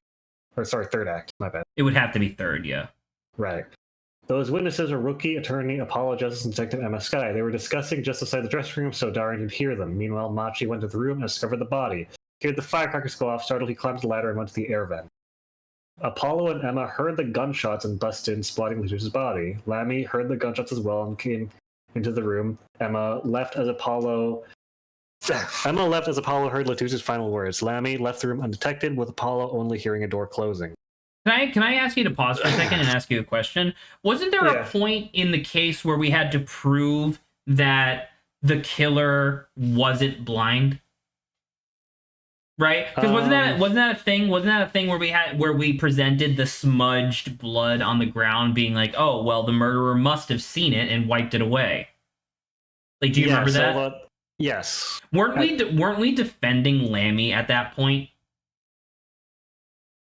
Kind of. Well, because I, like, maybe I'm wrong, but I remember that the fact of Lammy and Machi's blindness actually being reversed from public perception wasn't revealed until after that.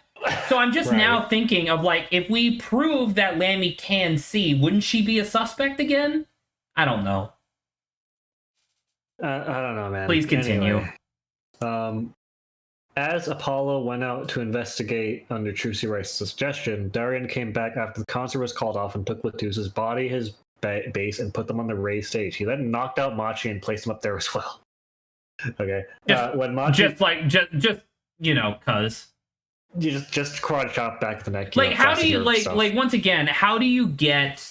This was another loophole that I thought of, by the way. How on earth did they expect Machi to be able to move like a gargantuan body like Latouche's stealthily enough to not be caught by any of the police that were at the area at the time? But then again, how the fuck did Darian do that? Did Darian have Latouche slumped over his shoulder, and whenever a cop looked at him, he's like, "Hey, official Interpol business, don't worry." I was gonna say, I assume that Darian just took a microphone. It's like, "All right, I'm using this entire stage for my personal, private, solo investigation. Everyone, go away." Like something along those lines, I'm sure. I don't know. Anyway, when Machi was arrested due to the evidence against him, Darian thought he got it with everything until Lammy accused him of murder. She could recognize his voice, as she does the other one. After the trial, he attacked Lammy, making sure not to use his voice as he tried to kill her. Lammy, however, escapes into Darian's contra-based case. And I mean, that is the entire scenario, but I would like to reiterate how fucking obvious it was from literally the first time we ever saw him that he was the villain. Like they make a joke all the time in the JoJo's Bizarre Adventure community, which is like the stand user could be any one of us, and then you look at the crowd and there's one guy wearing like a fucking like low cut V-neck crop top and his hair cut the guy L doing on his harmonica. Right? Like, you know what I mean? Like, it's always the weirdest motherfucker in the crowd. And it's like, I don't know. I feel like in the past, the murderers have been, you know, sometimes they're a little obvious. Like, typically what Ace Attorney does is they have like 2 or 3 people that seem really obvious. Whereas, like, everybody in this case, like, the only other guy who was even remotely suspicious was the murder victim, but he's fucking dead. It's like, okay, well, was it gonna be Machi? Did he shoot himself in the back with a giant gun? Was it Machi, the kid who physically couldn't even shoot the gun without knocking himself through a wall? Probably not. Was it Lammy, the woman who was revealed to be blind? No.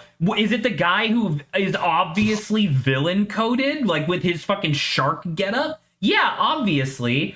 Like, there was a point in there where I was wondering if they were going to try to do a thing where it's like, all three of them, like Machi, Lammy, and Daryan, were part of like a cabal together. But no, guess what? It's only two of those three people. And it's like, this case sucks. I don't really need to say anything else, I don't think. I don't know. How long have we been doing? Wow, it's only been an hour and a half. Yeah. How do you feel? You want to start the next one, or you want to wait for Grant to come back next week? I mean, I don't know. I feel like we should banter with them starting a fresh case, and That seems good. So we don't. I don't think we have to recap the case for them to spare them the misery. I mean, I would love to give them like a brief like once over, just to kind of elucidate how ridiculous it was and how much I fucking hate that case. But I mean, we could banter. There was actually something. So while you're, if you want to chit chat about something for a minute, I'm going to be setting something up in the background. But I'm good to banter for a minute or two if you want. Okay. So we have two things we could talk about, right? Either Dungeon Meshi or Fantasy High. I mean, we can talk about anything. Like, it doesn't need to be just those two things, but sure. Well, we can talk about anything when everyone else is here, but we can't talk about those two when those two are here. That is true. That is true. So, you know, I mean, so okay, if you wanted to talk, if you want to talk, what do you want to talk about? I thought the episode with the Griffin was fucking fantastic. I was gonna say, I can't wait for the anime onlys to watch Senshi's backstory next episode. It was. If I'm not mistaken, that's gonna be the last episode of the season before the next core. Is that true? I think so. Well, because I didn't know if we were. Well, because like I don't know. I guess I just forget. But it's like I thought we were like I don't know. I think that we're approaching the point where. Because right up until like Senshi's backstory was right about where I didn't have any more manga to like binge, and that's where I had to start waiting like 2 months in between chapters to come out, right? So in my mind, I don't remember a whole lot after Senshi's backstory. Like, obviously, I remember the stuff with the changelings. I remember the stuff with, like, the dungeon rabbits and being in the house and stuff like that. And then, obviously, there's, like, a bunch of stuff with, like, the winged lion after that. But is it really enough stuff to duplicate the amount of episodes that we've done up to this point? I think so. Because like I believe, if I'm not mistaken, there's like 98 chapters of the manga, and I think we're around like chapter 45 as far as like content. So like literally, if you do the math, it's the same. Although not every. I would have to go back, I guess, and look at the chapters because I genuinely don't remember.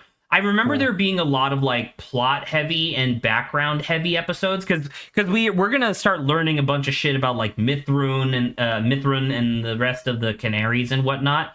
But like I'm trying to remember like how many more monsters get introduced, and I don't really feel like it's a lot, or at least not compared to the first half. Maybe I'm wrong. I was gonna say you ruminate on that for a second. I need to get my wallet. I was gonna say yeah.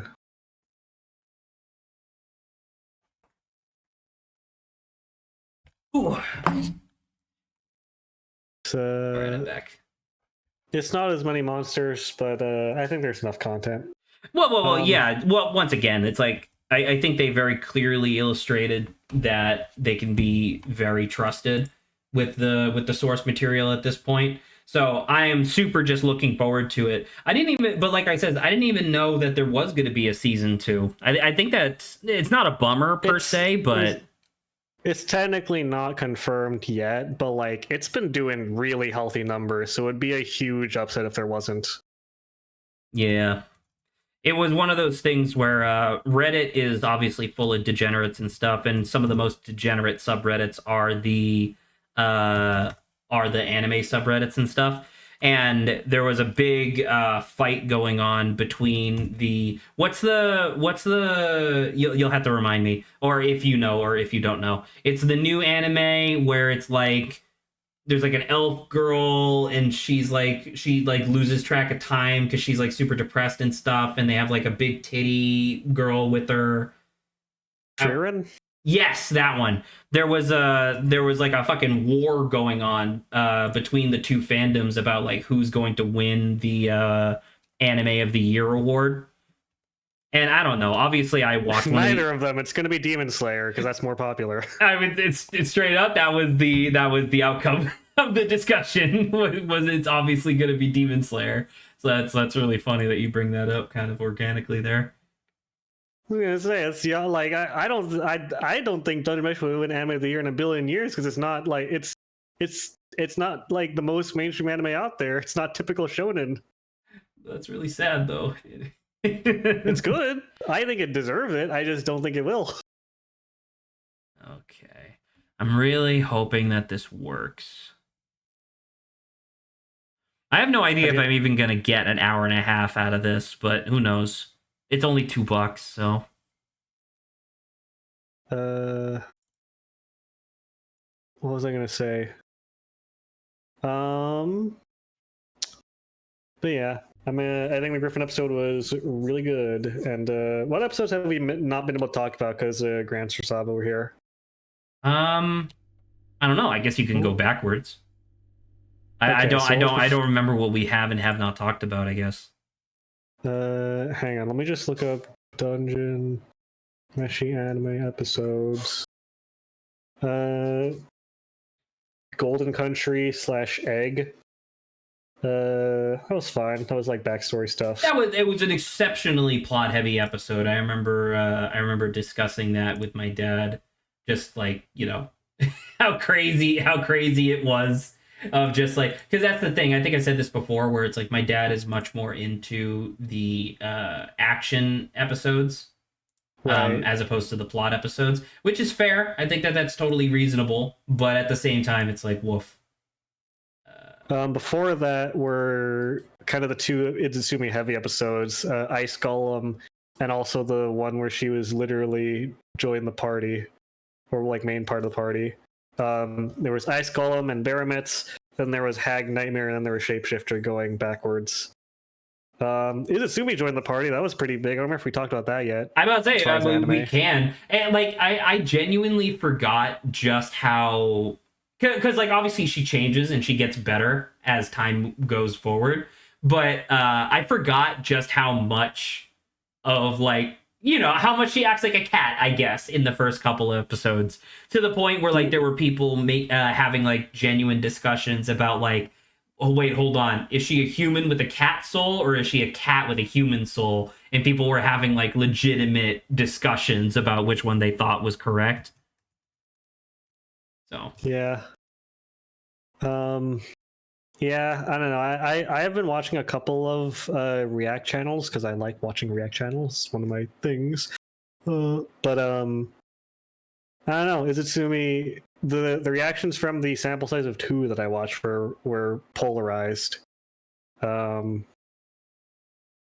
yeah, I'm just glad that people like Izumi as much as I think that the fandom has liked her since the manga came out.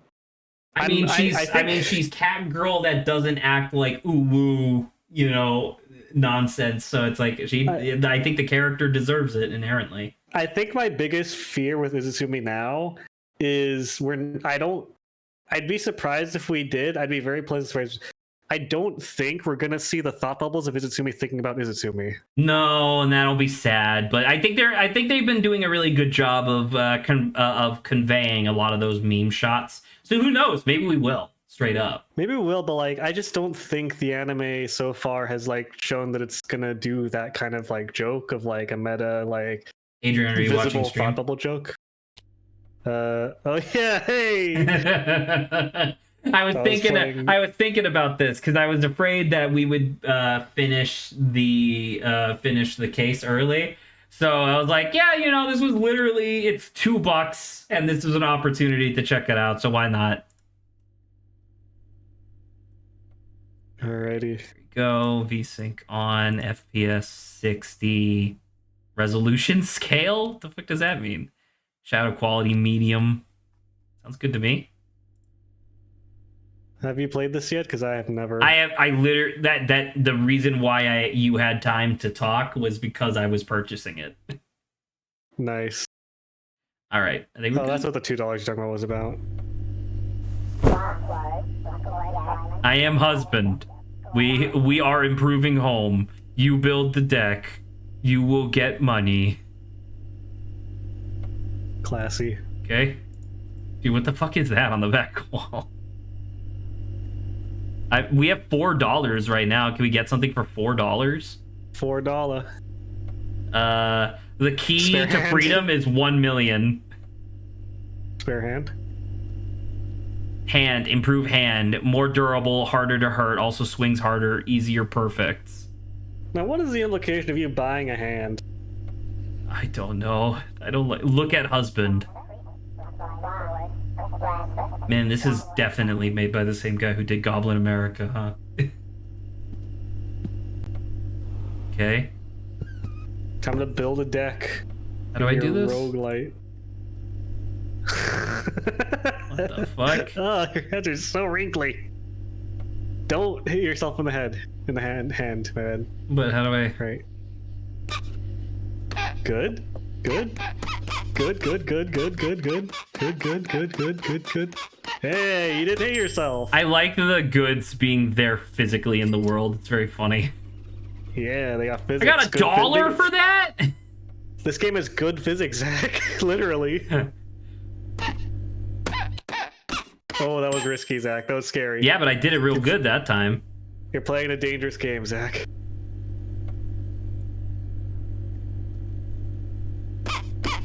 Oh, oh, oh. Oh my god, it's so tense.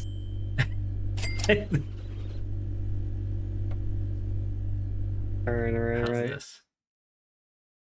Why is What is there light? turning the Why are lights the on and lights off? turning on and off? I guess that's the rogue light. You know what? That is the rogue light. Alright. $8 whole. Dude, we're making it.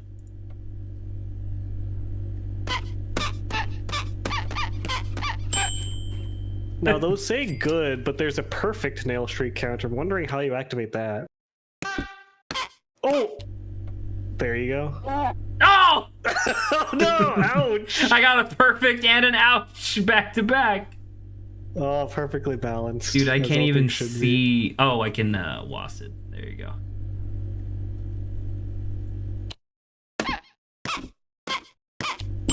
Playing It's it safe, actually I very. see. Nice, It's nice. surprisingly very generous with. I think you only get ouches if you go for perfect. Oh no! Ouch! Ouch! There's something about it that's so funny to me. Oh, Zach, no! I lost dollars because of this. Bandages aren't free, Zach, and neither are fingers.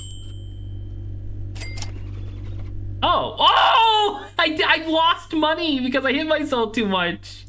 Yes, you don't stop hitting yourself. I'm surprised it doesn't count as hitting yourself there. Now I'm a fucking come on. It's back to fucking You 9. broke even on that one.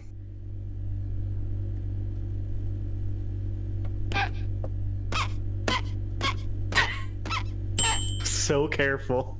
I'm so nervous, dude. Oh, Oh, there's a bug. Oh, I can't hit it bug. ran away. Tiny. I'm really curious what exactly procs. Is it just like a big wind up to proc perfect? I think it's a wind up to smash ratio. I see. Like I don't think I can hold it that long. Or maybe it's actually just hitting it. It must be like a speed of hammer and then also precision of hitting the nail, I guess. Because I'm getting so many. Positioning. I'm getting so many goods, you know? Yeah. I guess that's literally the only 3 things is good, perfect, and ouch. That rogue light is really annoying. Oh. You like that little trick I did? Yeah, he's a little almost flip.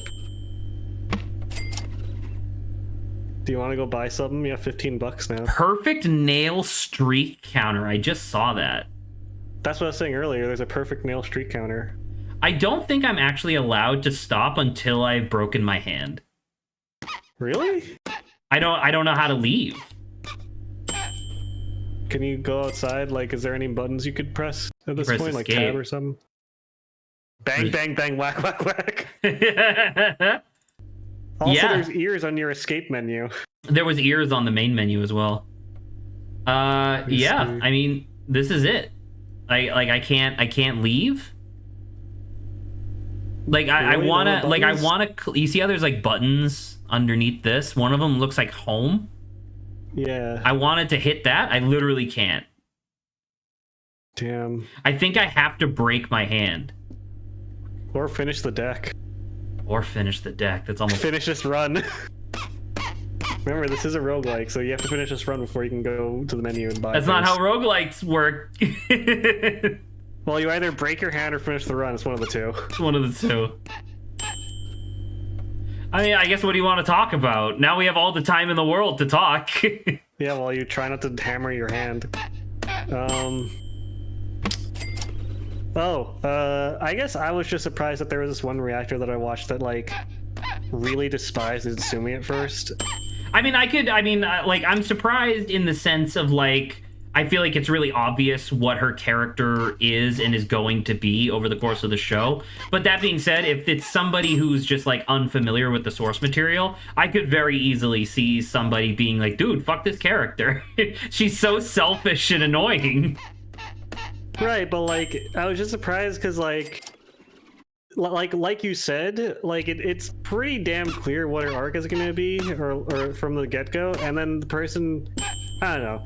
I feel like if you can recognize that, but still, like, dislike character that much, it kind of just, like, shows I don't know what it shows, a dislike or I don't know. Anyway, the reason I brought that up is because the next step of the person was immediately in love with Izumi.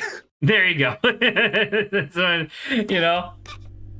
And I guess I don't know. I think there's something that I really appreciate about how, like, the characters don't have, like, special moves except for Marcel, but those are spells. Yeah. They don't have, like, special moves or special techniques really, but they're just baseline, like, really highly competent, and that includes Izumi. Correct. Itsumi is an incredibly, like, talented shinobi.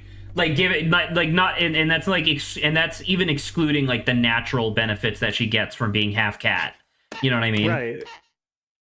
Like, she's extremely good at fighting, as is demonstrated where she almost solos the ice golem. Granted, Chilchuk helps. Chilchuk needed to show her, like, exactly where to hit, but ultimately she did do it by herself. Say, like, which, once again, I would like to say, tanked. I feel like Dungeon Meshi deserves a lot more praise because it's almost like perfect textbook, like, characterization to be done, because it's like, hey, we're going to introduce this character and it's going to be a little awkward at first. The next two, I guess, like, plot lines or like story events that happen are immediately relevant to characterizing her, and then the very last story beat that we get starts endearing her, like, more acutely, like, showing that she is going to be making progress as a character.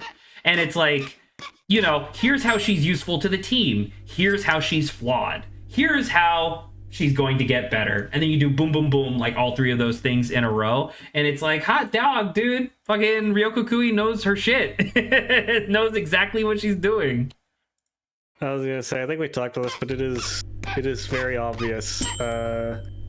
I guess it makes a lot of sense if it's not obvious that she was originally supposed to be part of the party, and that she is one of Ryoko Kui's favorite characters. Yes, yeah. Which, you know what? Fair. She's a great character.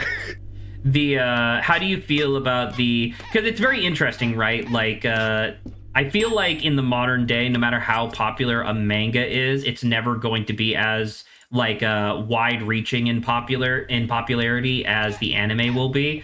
Because I don't know if this was, like, a thing from the manga community from Dungeon Meshi, but I've been seeing a lot of people talking about how, there's arguments being like, no, Marcel is bisexual because she clearly has an interest in what's his face, in Laios.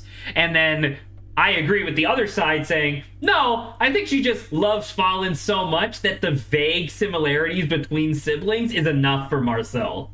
And it's like that was an entire discussion I don't even remember the manga community ever having.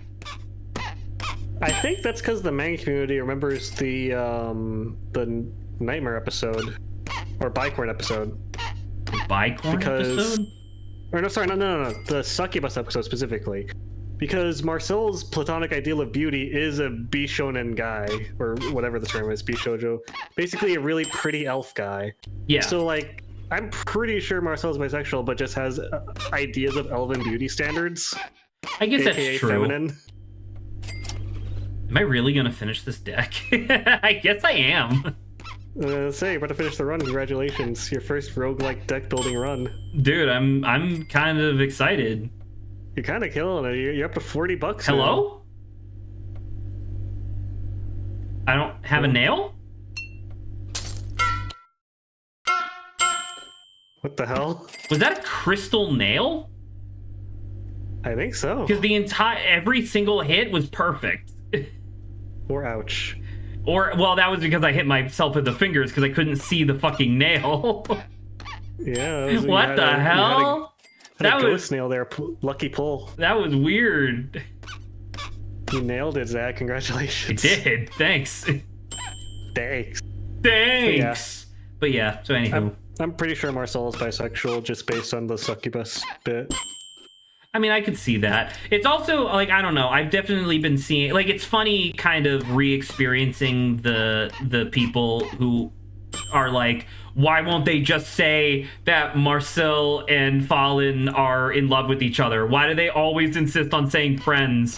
And I don't know. Maybe you'll agree with me. Maybe you won't. But I feel like the reason why... I don't think they ever officially say that in the manga. And I feel like the reason why, for me, my headcanon, I guess, is that Marcel doesn't want to say that because she knows that if she admits to herself that she's in love with Fallen, she'll have to admit the fact that Fallen is going to die way before she does.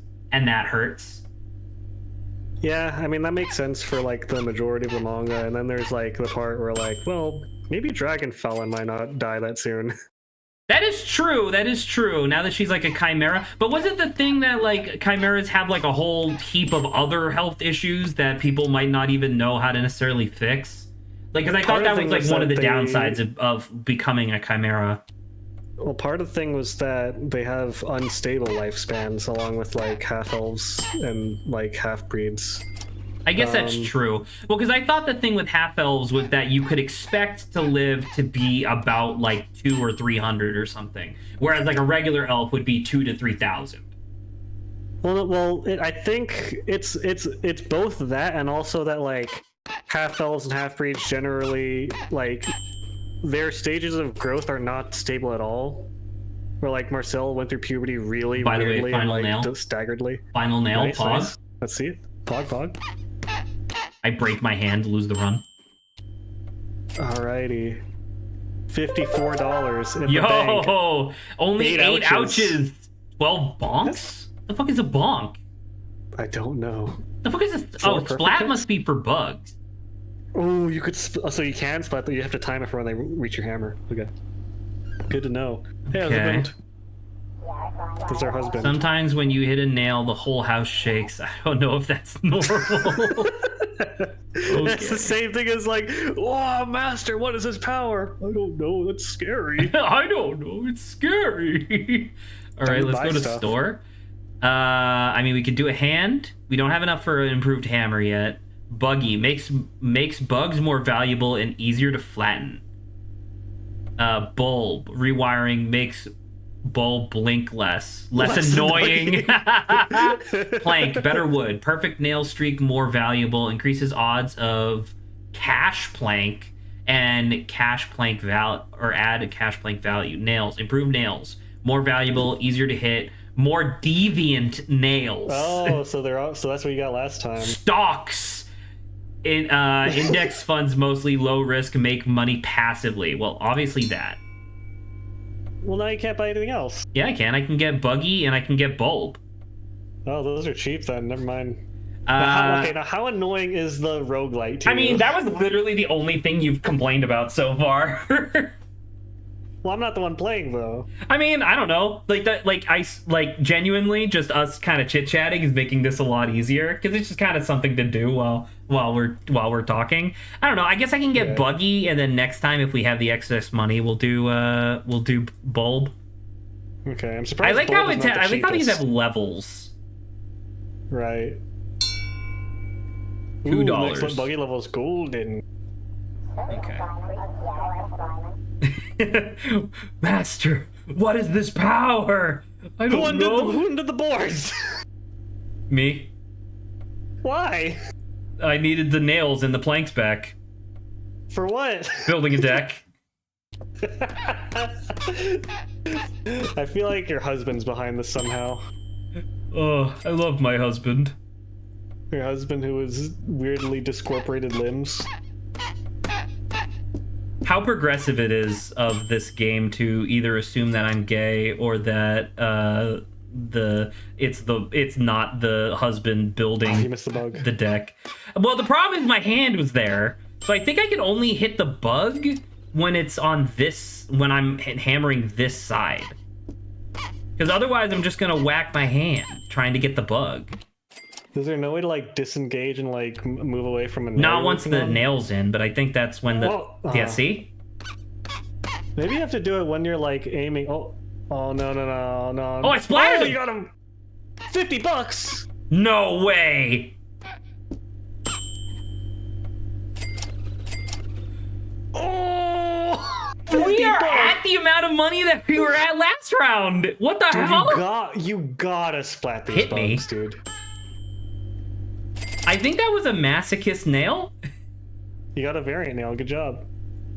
Oh, that's funny. Dude, you gotta aim for those bugs, man. I bet to say that helped a lot. If I see like, I was expecting a bug to be like $1. I thought it was gonna be 5. I did not expect 50. Then again, we did upgrade it, so I guess it was worth a lot. You upgraded it once. Hell yeah. I wonder what the hand upgrade's gonna look like. Just your hand, but bigger. It's your hand, but smaller. Easier to hit. Yeah, there you go. I don't know where that. I don't know how that happened. Bug. Well, we gotta hope that he comes back. Crawled off the side. Dan. Can you ask your husband to stop flicking the light off? You told me not to buy the bulb. I didn't say not to. I was saying it's up to you because I'm not the one playing. God damn it, husband! Stop flicking the bulb on and variant nail. Ghost nail. Ooh, nice. How much was that? Like 20? Like 15? 15, 20? Something like that. We're doing the ultimate streamer sin, which is talking about the game. No. Oh, hold on. He must come back. Hammer's hungry for it. I like the letters slipping through the cracks in the boards. It is very funny. You weren't wrong when you said that this game has great physics. Yeah, it was good physics even, and perfect physics, some would say. So, sometimes perfect. What were we talking about before we got consumed in this game again? Dungeon Meshy. Right. Episodes. Oh yeah, I guess, I don't know, I haven't watched a lot of anime, so maybe I could be mistaken, but like... Can I ask you to, if you remember something? In one of the episodes, Senshi said something about them cooking shapeshifter meat. I thought there was no shapeshifter meat, because I thought it was all leaves, right? Well, no, so the leaves are an like supernatural illusion ability they have, but those are that magic is caused by a corporeal beast. Oh, which was like the kitsune wolf thing at the end, right? Yes. Yeah. Oh, so they did actually successfully kill that thing, and then they have been keeping the meat, I guess. Yeah. I just find that a little strange, because it's like, I don't remember, like, I mean, that probably happened in the manga, I probably just don't remember, but it's like, it feels like this would be the type of show to make a big deal about them, depicting them, like, oh, you fucking asshole. Oh, you missed the bug. It's like, I could be at $100 right now if I got the bug. You gotta get the bug anyway. What were you saying? I just find it weird that it's like, I feel like this would be the type of show to like make sure to illustrate, you know, them Yes! Yes! 50 bucks. today. What the hell? Was that a second bug? I didn't see. I was so excited. I think there was a second bug. Oh my god, dude. But yeah, anyway, I just feel like I feel like the show would have normally showed us the process of them, or at least like something in the background of like Senshi, like, you know, cutting up the kitsune or whatever. But it doesn't really matter. It's just I just didn't remember where they got the shapeshifter meat from, I guess. Yeah. I think there's a part in the anime where they show either Laius or Senshi petting the shapeshifter tail after they kill it. Oh, I could believe that. In any case, what I want to mention was that, like, I don't watch a lot of anime, so I wouldn't know, but, like, I can't think of an anime where, like, there's this much combat. Adrian! Oh, lucky. Oh, bug! Oh, there's a bugoo. I can't get him. No. Damn it, coward bug.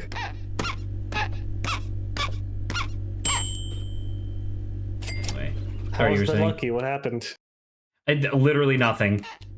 Damn. Anyway, I was trying to say I can't think of another anime where like there's this much combat and yet none of the like fighters use any like special named moves. Oh, you kind of said something like this earlier, I guess. I mean, you know, it's not necessarily like every show has like fucking Gurren Lagann style special moves.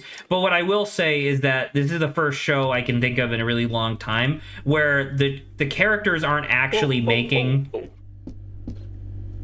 I fucking missed. You flubbed it. You I flubbed it, dude. I flubbed it. This is the first time. This is the first anime in a while where I don't remember the characters actively making progress in terms of their like combat prowess. They're literally just getting better at working with each other, I guess, in a way. Because it's like I'm very used to shows and manga, I guess, for that matter. Oh, another variant, another ghost snail. I'm very used to what the fuck is the crack for? Oh, it's glass. Oh, if you crack it, you lose money, but if you perfect, you get your perfects. Oh. Yeah. Oh no. Yeah. Did you watch the season premiere of Thousandaires, by the way? I did. I liked it. You did like it? I don't know. I didn't find myself getting into it. Maybe I was just being like overcritical, but it was very I don't know. I didn't find myself very endeared to the show, I guess, at that moment. But maybe I was just in a bad mood because I was watching it at like 1 a.m. last night. I thought it was good.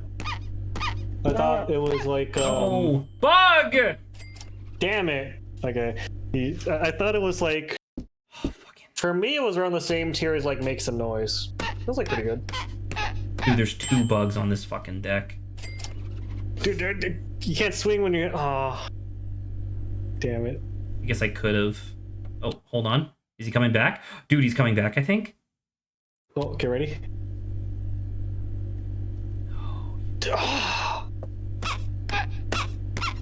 Anyway, I thought it was the same tier as Make Some Noise. It was pretty good. Okay.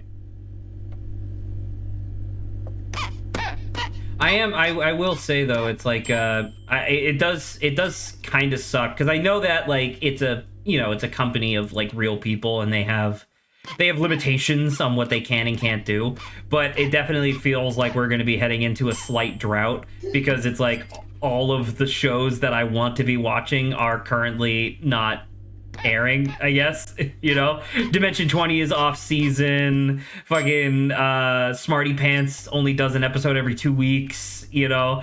I don't know what happened. I thought that actually was supposed to be weekly, but I guess that's bi-weekly. I'm not sure. But speaking of dropout shows, we don't know anything, so I would be surprised if the answer was nothing. But like, are you excited for? Hold on. No.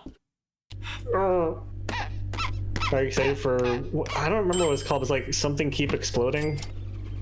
The what? I have no idea what this is. The name was leaked, but not much else about it. But the new season of Dimension 20 is called like Everybody Keep Exploding or something, or Keep Exploding Forever. I'm not familiar. Fucking.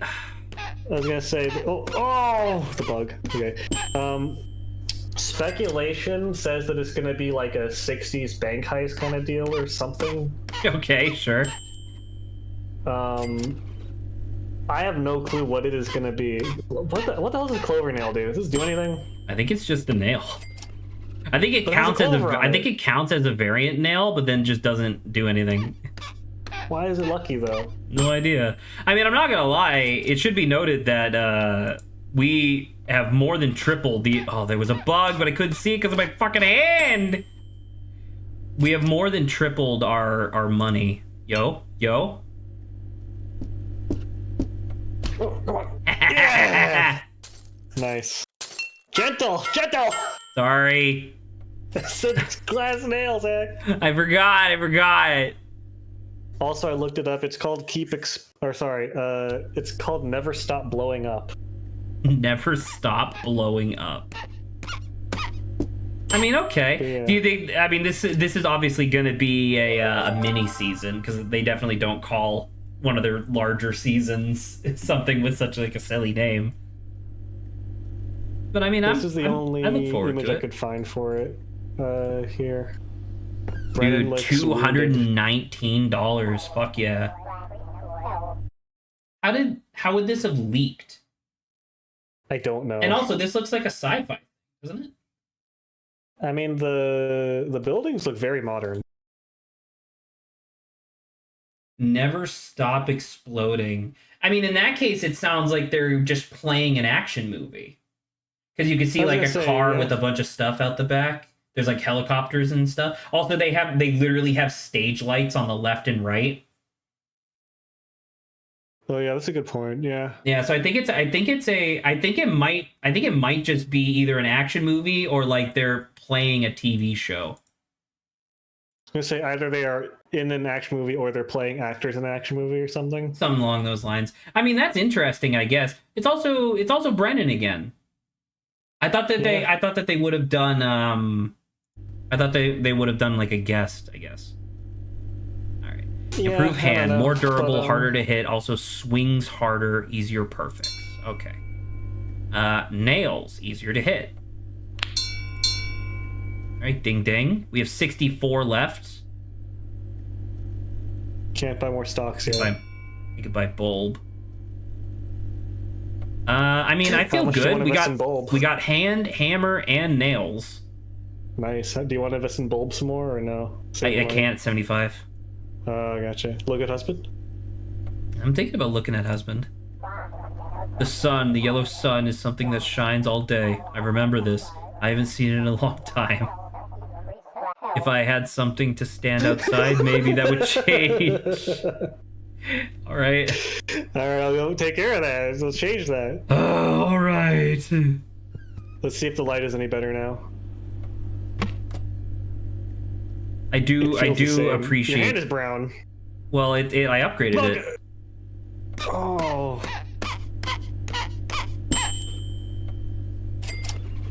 It feels like that's your actual hand skin changing and not just a glove. I would concur, I think. The head of my hammer is also a different color, as are the nails. It's kind of hard to see when this light is still not very good. Well, it's the rogue light. Right. But we upgraded it. We Maybe did. if we upgraded to enough, we'll get a paladin light instead. Instead of rogue. Well, we'll get an assassin light, right? Because it levels up. Oh, what the point of the upgrade? Oh. Oh, I can't. My hand's in the way. damn it. That's why I keep trying to start on this side. Oh, it's glass. Yo, that was way better. Yeah, because I told you it's glass, you have to be gentle.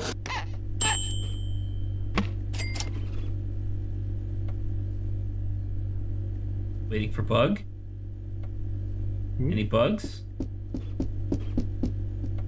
Any Bonk? bugs? You're getting bonks? Oh, I'm bonking. Oh, total miss is bonk. Gotcha. There's no penalty, but that's what the bonks were at the... Oh, there's the bug. Quickly after him. Working on it, boss. Got him. Yay! Nice. All right. No, don't let anybody ever tell you that I'm not good at deck builders. Saying, hey, hurt my throat from a canker sore. Sorry. Hey, yo, nails are worth $6 now. That's pretty good. I can 5 ouch per nail and still make money. Session 20. Let's wheel it back around. The final Fantasy High Junior episodes came out. Had they not come out by the time we last talked? They hadn't, but then we did that inside joke bit. Oh, we did the inside joke about Blimey. Yeah. Yeah. I mean, it was good. It was good, and it's like, I mean, I think it was pretty fucking obvious that they were going to be doing, you know, obviously a senior year, but it's just like, I like the direct, fucking Jesus, I like the direct tie-in to another season. I think that's fun. I think that yeah, I think that Baccarat. I don't know. I feel like I'm a little conflicted on the like ending scene, honestly. How so? Okay. Bug. Damn it. Okay. Okay. This is you. Feel free to point out that this is my. Oh, damn it. Feel free to point out that I get so. No! Like, I got him! I got him underneath the plank. Holy moly. Okay. Sorry. Feel free to point out that this is just me and my long stated famous hyper anti whatchamacallit Applebee's bias. Anti Applebee's bias, the AAB, yeah. Yeah. But I don't know. I feel like Kalina got a lot of shit that she didn't deserve, and then Brendan made her evil because everyone said that she was evil, specifically Kristen. The Kalina, so Kalina specifically, like I feel like whenever you bring up your anti Applebee's bias, you're like, I don't know if you do it intentionally, but you always bring up stuff that's like reasonable to be mad at, but I don't know, like I'm not super sure, because like the thing is that like I feel like at the I feel like because Kalina was the villain of sophomore year, but then they canonized her villainy by saying like, oh well, she was just reflecting the status of the Nightmare King, right? Yes. And it's like, that's true. However, Kalina then never really fucking stop. I'm trying to hit the bug. I hurt myself twice. Like even during the period of time where Cassandra was normal but then resummoned Kalina, there was the, like, I don't know, Kalina seemed tame, as if like her owner was there, right? Like her master, but she didn't seem good, right? And like, I don't know, like Allie's thing of like Kalina brought Cassandra to the one place where Cassandra could be killed. I think that is a valid observation, you know? On the one hand, true, but also on the other hand, how the hell else are they getting followers? Because Kristen sure as hell is not getting them any. Well, that was and I brought this up like when I think we were doing Wind Waker at the time, but I brought this up of like when they said like, oh, we're gonna be passing out flyers at the like fucking Astral Mall this weekend. Remember the party where like shit went down? The party was it was on a Friday. And so like I feel like Allie the person made, what the fuck is this thing? Oh, this is the masochist nail, right? Gotcha.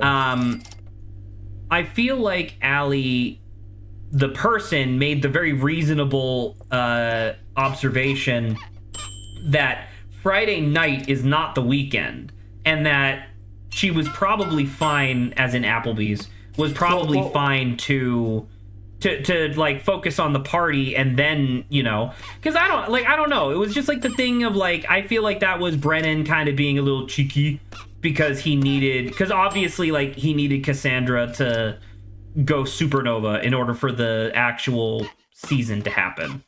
Well, I mean, let me be clear. I'm not on about like, oh, Kristen like made a mistake and like misunderstanding. Like, I'm at this point past that. For me, it's more like, what the fuck? Timer? Question mark?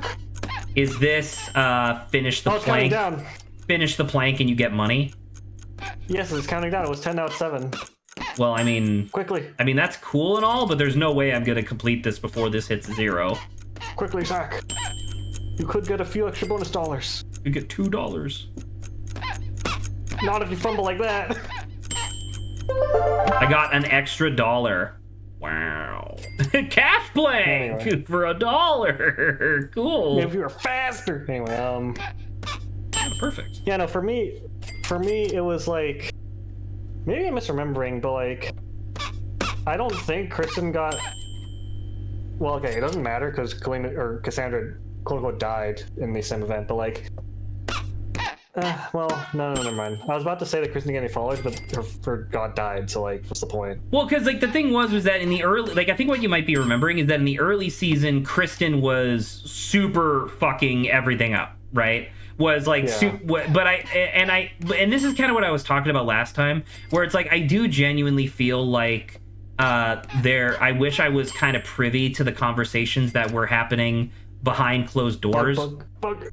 Come on. Oh my god. I wish I was privy to the conversations that were happening behind closed doors about this sort of thing, because Allie just completely fucking up everything in regards to Cassandra felt very purposeful for the narrative, because like Brennan, like I feel like Allie the person, if they were to be, you know, playing the character normal, would have put more focus and effort on their new god that they literally just saved the world from. Or you know what I mean? So I don't know. I guess my point being that, like, it seems like you are thinking about that early part of the season where Allie was fucking everything up. And I don't necessarily disagree, but it's like, you know, in a lot of ways, like I don't understand, like, because that was one of the things that I think Allie was trying to argue for, was the idea that, hey, if I become student body president, that will give me the platform where I can talk about you, my god. And Cassandra was just like not into that idea, and I'm like, what? That's exactly what you want her to be doing, though. I don't understand. I mean, okay, first of all, let me try to reply to this, right? Yes, So, like, yes. I think that's a fine idea or whatever, right? I think in Cassandra's mind, there is the urgent matter of like, hey, that's great and all, but I do kind of need followers immediately. That is very true. I'd Very really like true. followers immediately, and that is at minimum next year. But the other thing that I want to focus on, the entire point of me bringing that up was not to say like Kristen was messing up early on. The entire point was me trying to like bring her out to like, I don't think Kalina necessarily like did anything in the season intentionally like evilly. But I think that because of Allie's I will still disagree in the sense of like, I don't like, within the context of the world, why did Cassandra need to be in the astral plane at all? And again, why wouldn't Kalina just hand out the flyers? Because remember, based on sophomore year, Kalina, the entity, has incredible persuasion skills. She used it several times in sophomore year. Right. I mean, that I think probably is just character mistake, which happens sometimes. Like, characters make mistakes, and like, I think it's fair to say Cassandra didn't expect to be assassinated on the astral plane. I guess so, but it, like, I guess what I mean to say is that like, I don't necessarily, like, I can't literally point at something and be like, this is Cassandra or Kalina being evil, because Kalina said the Rog Barkrock thing, right? And so it's like, that was a choice that Kalina made in order to help the party. However, I would argue that wasn't to help the party, that was to help her master. Right? In that sort of way. Where it's like, I don't think, like, I think we could both agree, Kalina's not a good person, even when Cassandra is in control, like, versus the Nightmare King.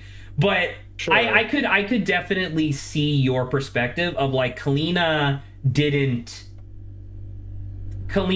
do anything inherently evil until the thing at the very end where Kalina shows up and is like, we gotta get out of here. And that's my thing, right? Is I feel like that only happened because Allie was so strong. Like, Kalina's evil. I mean, once again, I don't disagree, but I think your focus on Allie is a little keen, because freaking Siobhan and what's her face, Emily, also very much dislike Kalina in terms of like Kalina's evil. Like all three of them are pretty much on the same page when it comes to not trusting Kalina ever. I don't disagree with that. I guess it's just in my head. You brought up the first few episodes, the mall episode, and I guess to me, when I think of that and I think of Kalina in that scenario, my first gut reaction, or one of the stronger memories of that is like Kalina being like, okay, well maybe if the mystery, some people in mystery isn't working, maybe rebrand as like a sort of like power used the night or whatever. And then immediately Kristen says, okay, you're lying, like that's a way to bend the truth, and basically calls her like a dirty liar to her face. And then she just looks at her. I mean that is true. I mean you're factually not wrong. I don't know, because it's like I'm trying to think, would I have done anything different if I was in Allie's shoes? And like, I don't know. I feel like this is kind of a very of like a similar scenario to when you were annoyed about Kipper Lily not getting a chance or whatever. I feel like when Brennan had, because remember, the reintroduction of Kalina was a reveal that had the context of being nefarious. Because remember, that was like a thing, right? Was that Cassandra was getting lonely, and so she's like, well, I resummoned my familiar, and everybody at the table goes, no, and then boom, it was Kalina again, right? And it's like, that was presented acutely within the context of the you know, whatever of the session as being something that is ominous. I guess in my head, right, like that is something that is ominous and like it'll look forward. Like this is literally the bad guy from season 2, you know? Yeah, I guess just in my head, maybe it's just me, but like, I guess I get an ill feeling in my stomach when, like, okay, it's obvious that in character, right, Kristen's making all these mistakes, and that's pointed, right? That's for a point. And that's like purposeful, yeah. Yes. Kristen is still incredibly self-righteous. Correct, yes, absolutely. And that bugs me. Well, and you know, it's like some of the counter arguments that or some of the counterpoints that could be made is the fact that Kristen is, what, 16, 17? Right? About to graduate high school. So it's this weird thing where it's like Kristen the character gets a little bit of leeway for being kind of a dickhead because she is, you know, a teenager, you know. But I'm not disagreeing with you. And I would like to say, by the way, this isn't a critique of you or anything like that. This is I don't know, I guess like an interesting observation of I think that it's really neat that this conversation can happen at all, because in any other context, the return of Kalina would always be a bad thing, right? It's like the return of Jafar. There's no good that can come from this, except the fact that Kalina is Cassandra's familiar means that there's an assumption of a reset there. Right? Where it's like, oh, well, Kalina is going to take on the alignment of Cassandra, and Cassandra is like, you know, neutral good at the moment or whatever. And it's like, something I guess that is true. I think that's a neat little ditty. I think I wanted to bring this up too. I saw something to point about this. I think part of it that bothers me is that, like, in the behind the scenes that came up before Junior came out, right? I don't know if you watched those. It was like the string of them. Everybody had their own. I wanna say those did, like, I remember at the time watching those and being like, I don't know about this season. Right. Like the thing of like Brent be like, Ally did something that almost made me quit, and me, I was like, I know you responded, and it's funny because like obviously he was talking about Blimey. Right. That bug. Nice. Still 50. Anyway. I guess what I want to say about that is, like, in my head, right, the thesis that I think, this is the thing you were talking about, where like your like pointed decisions, like you wanted to be privy. In my head, right, I think that the conversation, headcanon, this is speculation mostly. Right. Well, like in my head, I was like, they probably talked about, oh, Kristen is like making mistakes and like, you know, like she's gonna be like fucked up at the start of the season and try to learn to like take it more seriously. And then maybe it's just me. I feel like Kristen did not take things more seriously at the end of the season than she did like at the beginning. I think Kristen, the character, was more focused on doing like actual productive stuff as opposed to just like being chaotic, I guess. Because I don't know, like Kristen like actually wanting to be the student body president was something that like developed over time. Like I don't know, I guess that was like supposed to be Kristen's like development over the season, was that Kristen like did in fact want to like participate in student government and stuff like that. I agree with you in the sense of like I don't think Allie necessarily changed that much over the course of the season, but then again I don't think any of the characters really changed that much over the course of the season. I think everybody was pretty much the same. I mean, you know, fucking Fabian isn't a virgin anymore, but at the same time, like, okay, and it wasn't very good. It was a 4. I fucking love. I don't know. I will say there was a little part of me that thought that it was a little cheeky that he refused to use his performance. Good splat, by the way. I think it was really funny and informed of him that he was like, I'm gonna roll disadvantage into the flat check.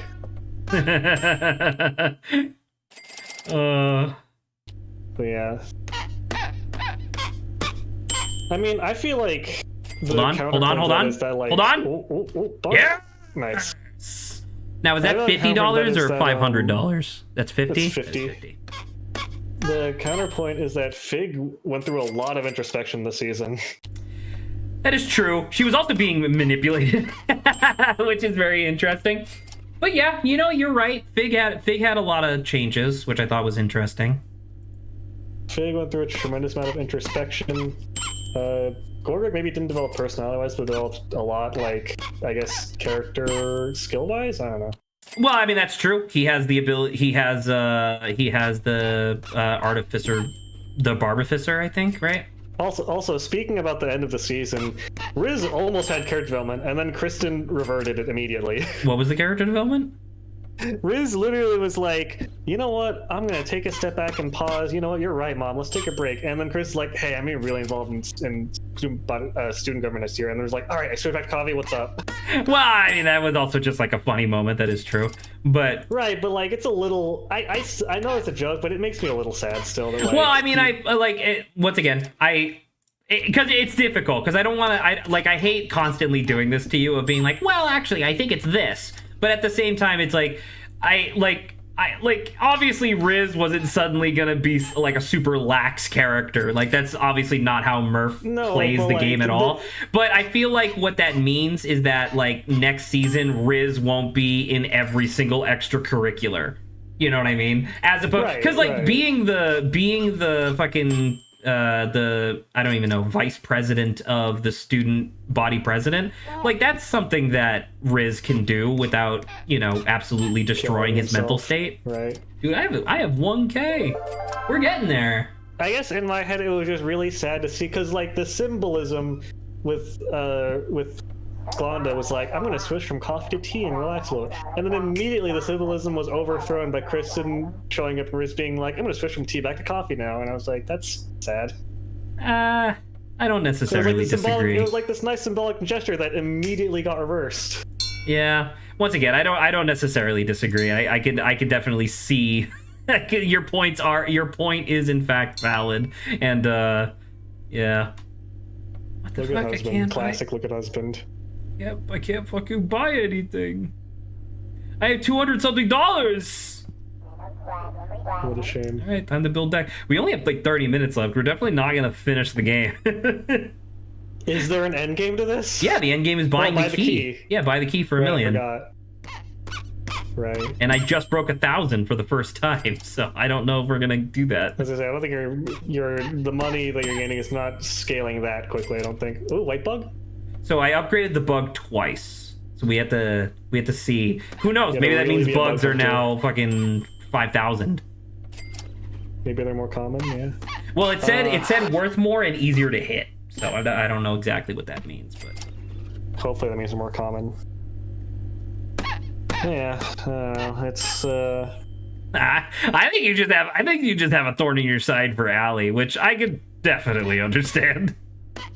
You can understand it. It's not completely insane of me to think that. It's not completely insane. Allie is definitely... Oh!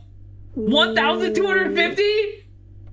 That's more Not money bad. than we earned all last round. That's not bad. Dude, Maybe you I should didn't go realize from- these bugs would be the key to the fucking video game. Maybe you shouldn't be a roguelike deck builder. Maybe you should be a roguelike bug squisher. Bug splatter. Anyway, I don't think that my thoughts are insane. I don't think your stand thoughts by are that. insane. I just think that they're very frequent, which is fair. They're frequent, but they have cause. They're not based. I'm about to say they're not. based. They're not. That's exactly what I was gonna say. Of like they are not in fact baseless. There you go.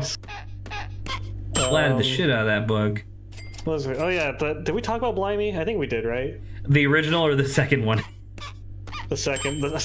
Mr. President, second Blimey has hit the Brennan. Oh, second Blimey has hit the Brennan. Oh, hold on. Adrian, we're making so much money.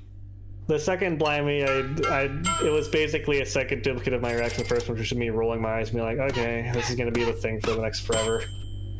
Well, you know, like that, like I don't know, because it's like we've talked in the past about like just the Allie Beardsley, you know, thing, you know, just the existence of Allie Beardsley in these scenarios. The core of Allie's personhood in these games. Well, and the thing that yeah, got him, dude. I'm getting like 1,000+ per plank because of these fucking bugs bugs. are failing the like trap reflex minigame. Like just your hammer coming up and down, and they have to dodge. They're failing it. Boom. They would not survive in Dark Souls. They wouldn't. It's true. But it's just like I don't know. The thing that like Allie does on occasion, and I think Allie's gotten better at it as like the seasons go on. But like the thing that Allie does that gets like under my skin is when it's like clearly they have like a thing that they think is funny, like the cortados or whatever, and then it's just like, you know, like something can start off unfunny, and then by doing it a bunch, it kind of becomes funny because now you're like, oh my god, we're still doing this, you know, stuff like that. But at the same time, there is a point where I'm like, hey, dude, perfect nail streak 2? Hell yeah. Nice. There is a point where it's like I can kind of feel you when you say like, oh, is Blimey gonna be like the thing from now on? I think Blimey and You Gotta Honor the Cock are going to stick around forever, but I certainly don't think that they're gonna be as prevalent as fucking some of the other like nothing jokes that Allie has been trying to push over the course of seasons, you know? Yeah. Because to honor the cock, I like. There's no way that's not gonna be on a T-shirt. And then I don't know. Blimey is. I don't know. I find Blimey to be particularly funny in a lot of ways. Fucking. God damn it. I find Blimey to be particularly interesting because, you know, the actuality of Blimey not actually being that significant. Like I know that in the context of the world, that was the thing that, you know. Like what actually happened with first Blimey? It's like, yeah, you did a divine intervention, which is supposed to be a big important thing, but then the actual outcome of that was you got to skip the encounter with the cloud, I guess. You know? Yeah. No, it didn't count. You had to skip what could have been an encounter with a cloud. That was. But they had like the cool encounter with like the pirate ship and the dragons, and like so because they defeated Oshin's grandmother, it already felt like the encounter was like coming to an end. So it's like it didn't actually end up, I don't know, I feel like it didn't negatively affect the episode that much, or rather like, sorry, not necessarily the Blimey, but like the divine intervention. It was just like Brennan's response. Ooh, holy shit, $90 something? That's worth like 1/8 It's of going the down bug. quickly though. Well, the bug's gone. I don't know. I feel like the I feel like Blimey is silly mostly because of Brennan's reaction to it. I mean, it's just another I mean, maybe this is what was part of it for some people, but it's just another instance of like of Allie just doing something fucking ridiculous for no reason, and it's like, oh my god, that's so funny. Well, specifically doing that at like what could have been something that's actually interesting, because Brennan gave, because there was a chance for Allie to like back down and say literally anything else, and then Allie doubled down on Blimey. Yeah, I don't think you heard me. I said blimey. Yes.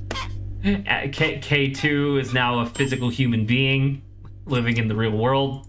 At the second one, this isn't what happened, but this is what it felt like. The second she farts and says blimey, felt like Allie was looking through the screen, spiting me specifically. It felt like she specifically added "and she farts" to spite me specifically. Well, it's very funny because it's like if you feel this passionately about Allie Beardsley, I can only imagine what like the greater like Dimension 20 community feels about Allie. So I think Allie is very aware that there are people that find their antics distasteful. But the reason I keep thinking I'm going insane because I never see. I feel like I don't see pretty much anyone else complain about Allie. I feel like most of the time it's like, oh yeah, Allie's really funny. You are the one guy in the cave yelling about how ridiculous the the only other time that I've seen someone complain about Allie like genuinely out in the wild was someone doing fan art of Oshin, or not Oshin. It was not Maisie. Ivy? It was what was that? Ivy? Yeah, Ivy. No, not. It was B Girl. What the hell was B Girl's name? Oh, Gertie. Gertie. Yeah, someone did fan art of Gertie, and then they posted like, "Man, I really love Gertie," and then off. Oh, I saw this. Was this on Reddit? Was this on the Reddit? And somebody said Gertie deserved better. Well, yeah, and the side comment was like Kristen was a bit of a bully this season, and that was the only other time I've genuinely seen someone like Kristen. I have 7K. And it's like, I don't think Allie intends this at all, but like, I feel like Kristen is genuinely a bit of a bully. Oh, absolutely. I'm not insane, right? Like Kristen. No. You're like because of how Allie plays Kristen. Like Kristen is supposed to be this like, devout cleric, like in name only. But Kristen definitely utilizes the fact that they are in a fictional world and Brennan has a show to run to pull shit all the time. Like Emily does stuff that's crazy, like strapping a bunch of GoPros to vultures to record a, music video. But at the same, but in that same, in that same instance, Allie will do something that's just unnecessary in a lot of ways. It's still funny, but I don't know. I in essence, I wholeheartedly agree with the assessment of Kristen is kind of just a bully. Like Kristen is just a dick to people sometimes for not good reason. Exhibit A, meeting Copper Lily for the first time. Once again, I will defend that by saying that Kipper Lily was presented in a scenario that would classically introduce an antagonist. It's just they really. I don't know. I guess my response to that is that I'm more curious as to why. Like, because I know that you said before that it would have been kind of cool if there was a time where you could get to know the rival team first before you realize that they're the rival team, which we know now never would have happened because that's not Kipper Lily's like motivation, obviously. Like literally at that time, Kipper Lily was willfully indoctrinated into the fucking cult of the blood god or whatever. Indoctrinated, if not part of the leadership. Exactly, right? So it's like we know now that never would have happened, so it ended up being totally fine. But I don't know. It's just like I guess I don't necessarily like. Once again, I was very much in the camp of fuck Kipper Lily, like immediately, because I know that type of person in real life, and I hate them. I mean, do you know them off them dressing nicely, showing up to an election that you're in, and saying, "Hi, I'm Kipper Lily"? Do you know them from that? It was the. So, no. I will answer your question honestly by saying no. There. It was right? That is totally fair. But this is what I'm talking about in the sense of like the scenario in which Kipper Lily was being introduced to the party was the thing where in a movie it's like, oh, this is your rival character, because it's like, oh, I'm gonna be prom queen, and then person walks up and is like, actually, I'm gonna be prom queen, and it's like, bang, antagonist immediately, right? Like Mean Girls shit going on. And that's exactly what happened, because it's like, you know, Kristen was like, I will run for class president, and then Kimberly immediately walks up and says like, I already graduated fucking rogue class and I'm gonna be president. And it's like, it's really intense. I mean, it's just here's me trying to boil it down, right? Sure. In the scenario that you described, Kristen walks up, says, I'm thinking of running for class president. Kimberly walks up, says some mean girl shit, and then, antagonism ensues. Right. Kimberly walked up, said, I'd like to run for class president, and then Kristen said some mean girl shit. And that is true. That is very true. Yeah. I can't argue with you there, because that is exactly what happened. That's literally what happened. And that's not the first or last time Kristen said mean girl shit for no reason. Yeah.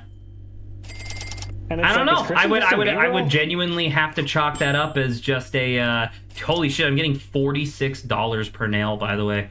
I would genuinely just have to chalk that up to like, that's just like a Beardsleyism, Right? Because that's my thing, right? Is that like, that's why I keep bringing up the idea of, well, like, classically this would introduce the rival character to like explain how Allie would have immediately identified that this person who has literally only said 2 sentences, because the first sentence was, I'm Kimberly Copperkettle, I'm here to run for class president, and then I think the first words out of Allie's mouth were, what are you, 4 dogs? Yes. It's really funny though. I would laugh more if I wasn't so upset by it, It's just there's no grace extended at all. Yeah, I guess that's true. I don't know. I think about it quite frequently, actually, like looking back on that one D&D session that you DM'd for us, where I wasn't as familiar with like D&D stuff at the time. I think I had watched like maybe 1 or 2 episodes of Dimension 20 at that point, just the free ones that were available on YouTube. And I remember like in like the 1 or 2 shot that we did, we started in this town and you were so disappointed that I was like, yeah, let's get the fuck out of here. Let's go to the dungeon. And it's like, oh, you don't want to hang out? Like, what was it? Like, there was like a guy who like we didn't know, but you knew, and he was like so pissed that I never wanted to do anything stealthy. I'm realizing that like if we had like, I don't know, turned that into a podcast and it got any sort of viewership whatsoever, I would have kind of been the Allie Beardsley in that scenario, just like not playing optimally and just doing whatever the fuck, because who cares? I mean, but you hadn't been playing D&D at that point for what, 8 years now? That is very true. That is very true. Is that Bugoo? Bug? Here it comes. Here it comes. Prepare yourself. Here it comes. Got him. What is that worth? Is that 6K? That's 6,250.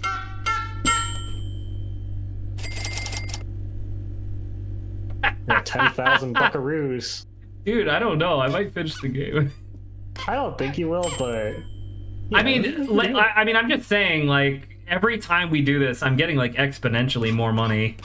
I think the only reason I don't think you'll finish the game is because you do have to finish an entire second deck before you finish the game, minimum. That is true, because I definitely won't be getting it this time. And what is it? We have 10 minutes until end of stream. I don't know. Who knows?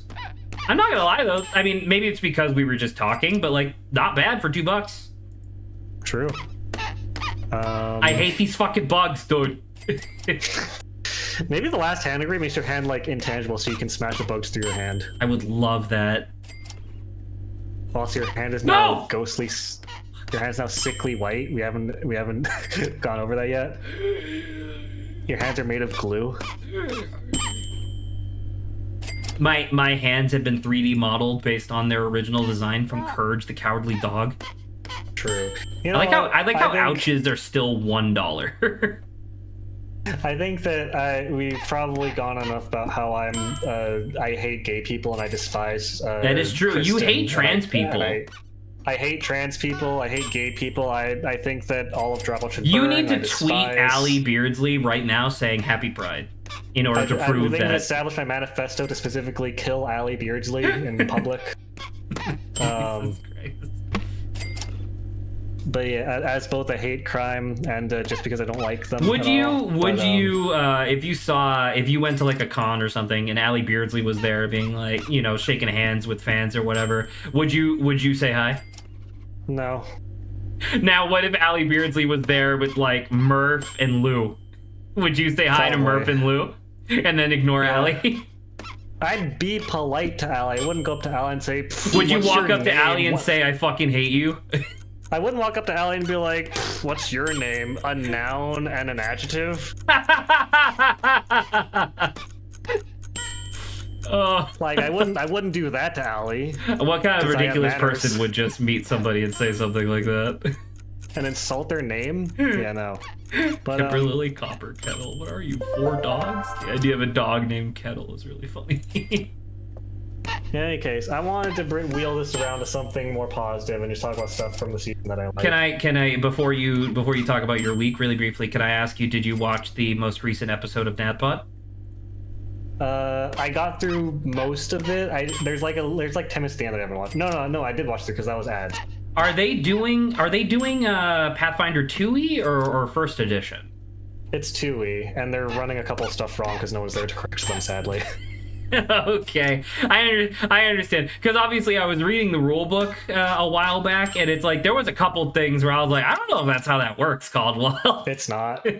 Straight up, it's not. And it's fucked up because they're running a one-shot meant for 4 people with 3 people, so they're inherently less powerful. Well, you know, that's just kind of the things. Well, because Caldwell said that he was trying to like change things that way it would work for the podcast format. Like he even outright said that he cut a bunch of combat encounters. So who knows? Maybe it's fine. The other thing is that like he's changing things without knowing how things are supposed to be in the first place entirely. Well, that was he said in the because I don't know if you're on their Patreon or not, but like he said in the after show in the short rest that he like, you know, he spent a long time like reading over the rule book and reading over the manual for this particular encounter, or not encounter, but you know what I mean.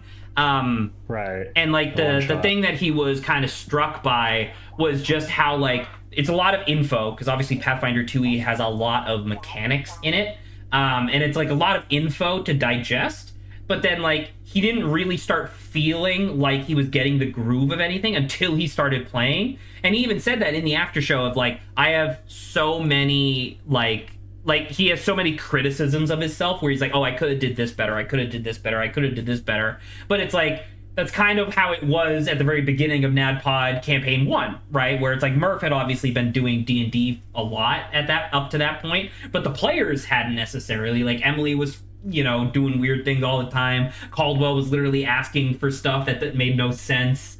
What's his face? Fucking what's his name? My mind just hit a blank. Caldwell, Murph, and Emily. Jake. Jake? Yeah, Right. Jake, the other guy. The guy who's not on They Want You to Make Fried Rice. Who's they? The Walk Left.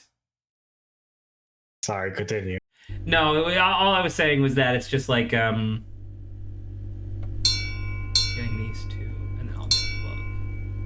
Sounds good. I'm glad that they said that in the after because I'm not on the Patreon, so I haven't watched the episode itself. But also, I want to show you specifically what I said. My first reaction to learning they were going to play PF2 because I think you'll find it a little bit. Hang on here. I said this yesterday. Holy shit! I splatted this. I splatted the shit out of that guy, and I got 31k, by the way. Nice. Anyway, this is what I said yesterday when someone else sent it to me. I remember a while back they released one of their side episodes where they skimmed over the rules and gave their initial thoughts, and me frothing a little bit that they got some stuff wrong that was genuinely affecting their opinion with no one to correct them at the time. Still some of my favorite TTRPG people. I'm excited to give them a listen once I'm off work. I mean, you're talking about And when they were talking about it and they like made characters. And they still didn't have anyone to correct them in real time this time. I mean, that is very true. Well, because like the thing, and so like I can give you, I mean, once again, since he said you're not on the Patreon, I can give you a little bit of like an over under as to like what each of their opinions were. I will tell you that across the board, all 4 of them were like, man, this is way crunchier than D&D. And that's fair, because it's like the way that Murph put it was that like the number one thing he likes most about Pathfinder so far is that it feels way quote unquote truer to your character and your choices, because in D&D a lot of stuff is you're either doubling or having the results of something, right? Like the help action in D&D is like, oh, you essentially roll with advantage, right? Whereas like the help action in Pathfinder 2e is you get fucking +1 apparently. And I don't know if that's accurate, but yeah, that is very different. You know, you kind of like slightly adjust something as opposed to like, you know, giving them a huge advantage. So that was something that he thought was very interesting. He wished that like some numbers were a little bit bigger, so that way people felt like they could help each other more. But at the same time, the thing that he was most concerned with, like the thing he didn't like the most, or liked the least, I guess, to be proper English, was he was concerned that Pathfinder 2e wouldn't be as good for like an actual show format because things don't feel to move as smoothly. And then he immediately followed that up by saying, but this is my first time like playing a proper campaign in 2e, so maybe I'm just unfamiliar. But he was talking about how like, you know, there's a lot of pluses and minuses that you have to like consider before taking an action, whereas in Dungeons and Dragons it's kind of you just do your turn. You just have advantage or you don't. Yeah. He was saying though that he likes that there's a lot of status effects and stuff that you can utilize as like a dungeon master for like encounter design. That's not just fucking stunning the shit out of people. You know? True. So that was that. Emily really liked the customization. Emily seemed to really like the spells, which Emily absolutely adored all of the like weird, like useless spells. Like obviously musical accompaniment was like a fan favorite and her favorite in particular. No, don't come back this way, you fuck. Dude, you're worth 30k. God damn it. I really like how she was tickled by Ezrin's backstory before she changed him to Cinnamon.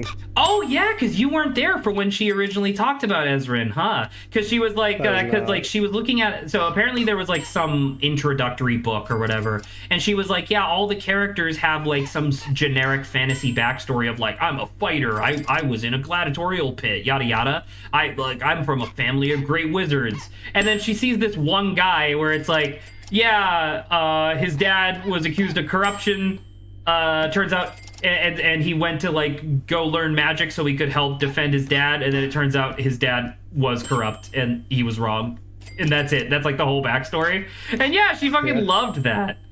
That's so funny. I have to assume that Murph was the only one that fully made a new character and didn't use one of the pre-mades, more or less. I mean, I don't know. Maybe I'm not familiar with the actual content of like what is a new character versus not, because to me they're all new, right? But at the same time, it's like there's no way that Jake made his own character, especially considering that he accidentally made a level 3 character for a level 1 campaign. True. Which is so goddamn funny. And he wasn't even succeeding that much more than anyone else was, if I remember correctly. He was doing, like, okay still. He wasn't, like, crushing everything to death. Well, because, like, the level, like, for the class that he was playing at level 3, like, for the most part, he didn't get that many benefits from it. The only thing was that he had, like, essentially 1 extra feat compared to everybody else, and then his health total was much higher. But then he wasn't taking damage to begin with. So he was ultimately like fine in that capacity. What was he? Which one was he playing again? Was he the cleric or the other one? So obviously there was the spice merchant kid, and then there was the goblin. He was the other guy. Kid is generous. Sorry, yeah, that's not true. He's like 39. He's 40. Yeah, sorry, he's 40. But yeah, so Jake was playing the other one. Yeah, I don't remember what class it was. I think he was just fighter. I was gonna say there was a fighter, or sorry, there was a wizard, a cleric, and a third thing I don't remember. But if he was playing fighter, then theoretically he should have been killing everything to death really, really hard, because just the act of getting a level itself, long short of it, gives you another 5% chance to both hit and. So theoretically, he had a 10% chance higher both to hit and to crit everything than the rest of the party did. I mean, genuinely, they might just not recognize that at the moment because he was definitely playing a level 3 character. That was the whole point of the 10 over rule, which I'm glad that they learned about. The what? The 10 over rule for Pathfinder. Oh, where instead of like a nat. Well, I think they also have nat 20s, but yeah. Nat 20 increases your degree of success by 1 period. So Yeah. a success becomes a crit, a fail becomes a success, so on and so forth. But yeah. No, And I'm glad they learned that. I'm glad that someone mentioned that because they were. I mean, that's one of the first things in the rule book. I remember them specifically belly aching in the original, being like, "Does Nat 20 not mean anything anymore?" And I was like, Well, so the thing that you're referring to when the thing that where it was like Emily made a bunch of characters, that was in direct response to the situation going on with Wizards of the Coast, and when they were trying to like steal all D&D content forever. So literally all Emily did was look at like the character creation template online. So it's like she didn't even look at the rule book at that point. So it's very funny that you like noticed that. What's capital gains? Wait, is capital gains from my investment? I think it's from your stocks. What the hell? By the way, I do want to point out, so we're over time, so we can end stream. We're fine. But I am correct. We've been earning a factor of 10 every time, because last round we ended at 10k, right? Yeah. And now we're almost 200% that. I was gonna say you would need to or at times least 20 one rather, more one, if not 2, to finish the game. I think. Because it's like, oh, current level max. I can't get more bugs. Adrian. Oh, maxed.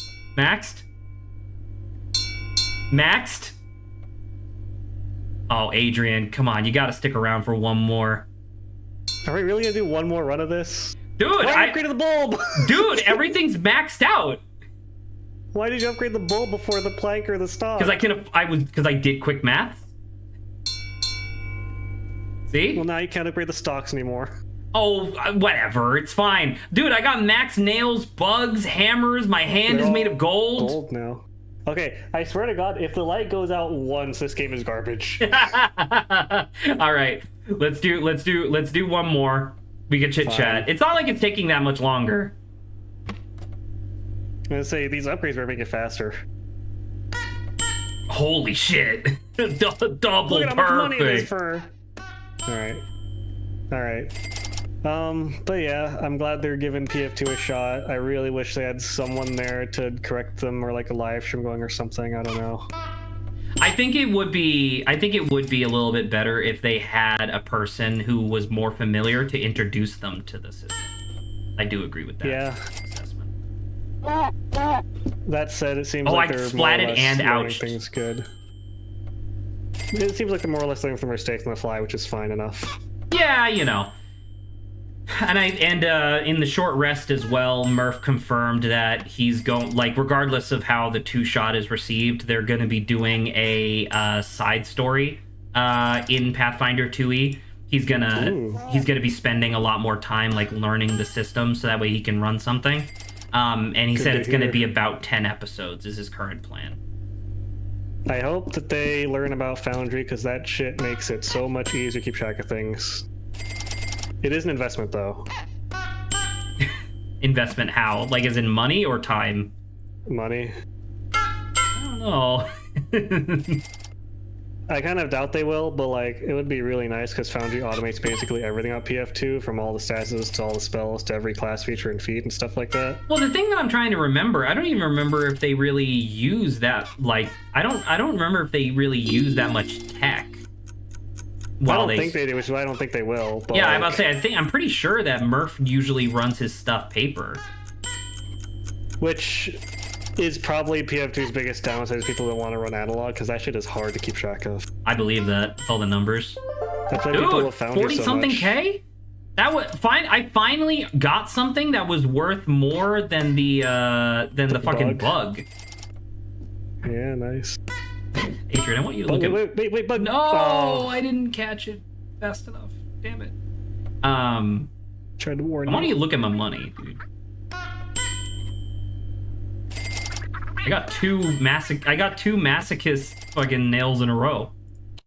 Nice. The light went. No, what's it's the point? that you don't know. Nothing happened. What do you mean? I saw it go out. You're delusional. Tell your husband to stop turning off the damn light. It's not him. It's the rogue light. You know this. Damn it! You upgraded all the way up to an assassin light. It's still going off. Well, I mean, to be fair, the light is now made of gold. That's true. Oh, that definitely hit the fucking bug. It is a miracle that it is giving off any light in the first place, given gold is opaque. It's true. Fuck, that was the first crack in a long time. I was gonna say, I looked at that, I was thinking, I don't need to warn Zach. He's got this. He knows how ghost nails work at this point. Well, because the normal height for a perfect is the height for a cracked now. See, I can get perfects pretty consistently now. Yeah, good job. Thank you. But yeah, sorry. So I just wanted to get your opinion on the NADPOD stuff because I'm excited. But you were gonna tell me about your day, I think, or like what happened to you in the last week. Was I? Before I interrupted you for NADPOD stuff, yeah. I don't remember that. I just remember talking about Adventure 20 and stuff. If only it was recorded. The reason I said this is nothing interesting happened to me in the last week. Oh. I don't know why I would say that, so I don't think I did. All right. Never mind then. Yo, my perfect plank counter. Let's go. All right. What was I? Adrian, I want you to look at my money and tell me that I'm not close. You're gonna have to get a few bugs, but you are very close. And stop ouching yourself. It's $1 per ouch. It's fine. But every ouch you get is another perfect you're not getting. That is true. Holy shit. Ooh, cash plank. Have I gotten a bug on a cash plank? I don't know if the multiplier is there for that. Or if there even is one.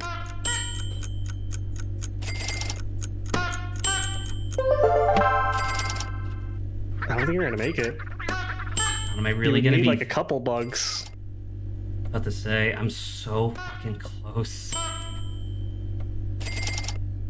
There was a bug! Oh! Because I'm gonna get my, no, your stocks. My stocks. Well, my stocks need to be 100K. You're not gonna get your stocks if you upgraded your light bulb. Oh! Adrian, I can't believe. All right, hold on, real quick. Just give me like. Zach, I give me like one. Told you. Give me like one. Give me like 1 second. Give me like 1 second. All right, give me like 1 second. You didn't even upgrade your stock. Wait, well, because I don't even need it. I literally just need to like complete the deck, and then we got it. We're free. Can't fucking believe you, Zach. Adrian, come on, just focus. Just talk about something. Just talk about something. This is like the unknown instant all over again. This is that level of throwing. Just fucking come on. Just fucking talk about. Just talk about something. Stop focusing on the game and talk about something. Oh man, I can't believe your hubris again. God damn it. I can't fucking believe that if I had just gotten the stocks instead, we would have won. Well, oh, that's so infuriating. I'm really excited to. Did they talk about what kind of character? Because you said you said Emily made characters plural ? Yeah, do you not remember that? That was the episode that they released, right? From what I remember publicly, they just talked kind of vaguely about their thoughts about it, and then I think the character stuff was Patreon exclusive. Oh, that might have been back when I was pirating their Patreon stuff. Yeah, so Emily had a thing where Emily made fucking like 5 characters just to like show how diverse the character creation was in Pathfinder, and all 5 characters were exceptionally unique, if not a little like excessive in terms of like how unique they were, I guess. Like a lot of the characters that she made were interesting but not actually useful, I guess, in terms of a campaign. But yeah, she made like 5 characters and they were all really interesting.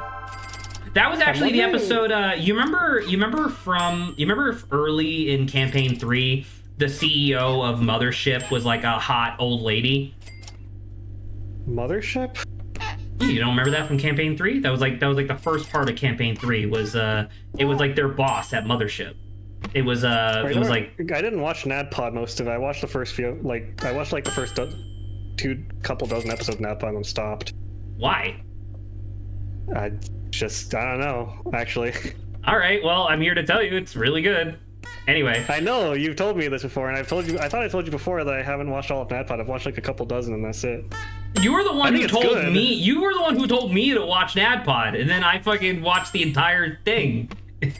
Well, everything except for campaign 2, I guess, because I didn't like campaign 2. Campaign 2 was during the COVID era, and it felt bad. I think maybe it's just because the podcast format or something about it, and like I don't know. I don't know. Once again, it's definitely my speed. I like listening to it while I'm on my walks or doing dishes. So you like your long form stuff, and I like love my long stuff. form stuff, dude. I need that immediate iPod baby dopamine. So iPad baby dopamine. well, no, iPod because it's my generation. Oh, right. Got it. The thing I was gonna. So anyway, I guess the thing I was gonna say was that in that episode where Emily like made a bunch of characters, one of them was like I don't know. You can answer this, I guess. Like apparently there's like some weird class thing that you can make where you're like an alchemist, but instead of like using it for crafting or anything like that, you're essentially a merchant, I guess. I think it was alchemy or something along those lines. Anyway, the long and the short of it was that she wanted to make a character that was a quote-unquote tight grandma, which was like an older character who was still like a silver fox. And that was like the entire basis of the character. So she started from that joke and then made a character around that. And Murph ended up liking the character so much that became a main character from in campaign 3. That's either alchemist or thaumaturge. I don't know if she had thaumaturge because she was just using the base book. If you're using player core, it was alchemist. I guess it was alchemist then. PF2 alchemists can specialize in one of 4 things. They can specialize in bombs, healing stuff, transforming potions, or poison. Because there was something about having a character that had high enough craft skill that during downtime you could use it to make money. And that was yeah, it's alchemist. Yeah, that was like the joke. By the way, I think I didn't get 2 million, but you know what we did get. You're trying to buy 2 keys? No. I'm gonna buy the 1 key. It'd beat the game. Freedom.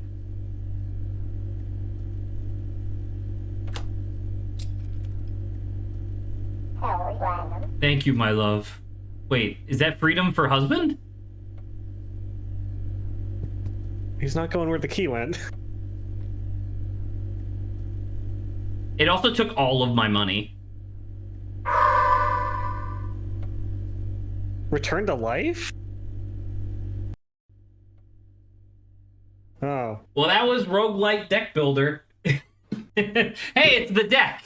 It's not even done yet. The boards aren't there, and the lights went out again. Oh!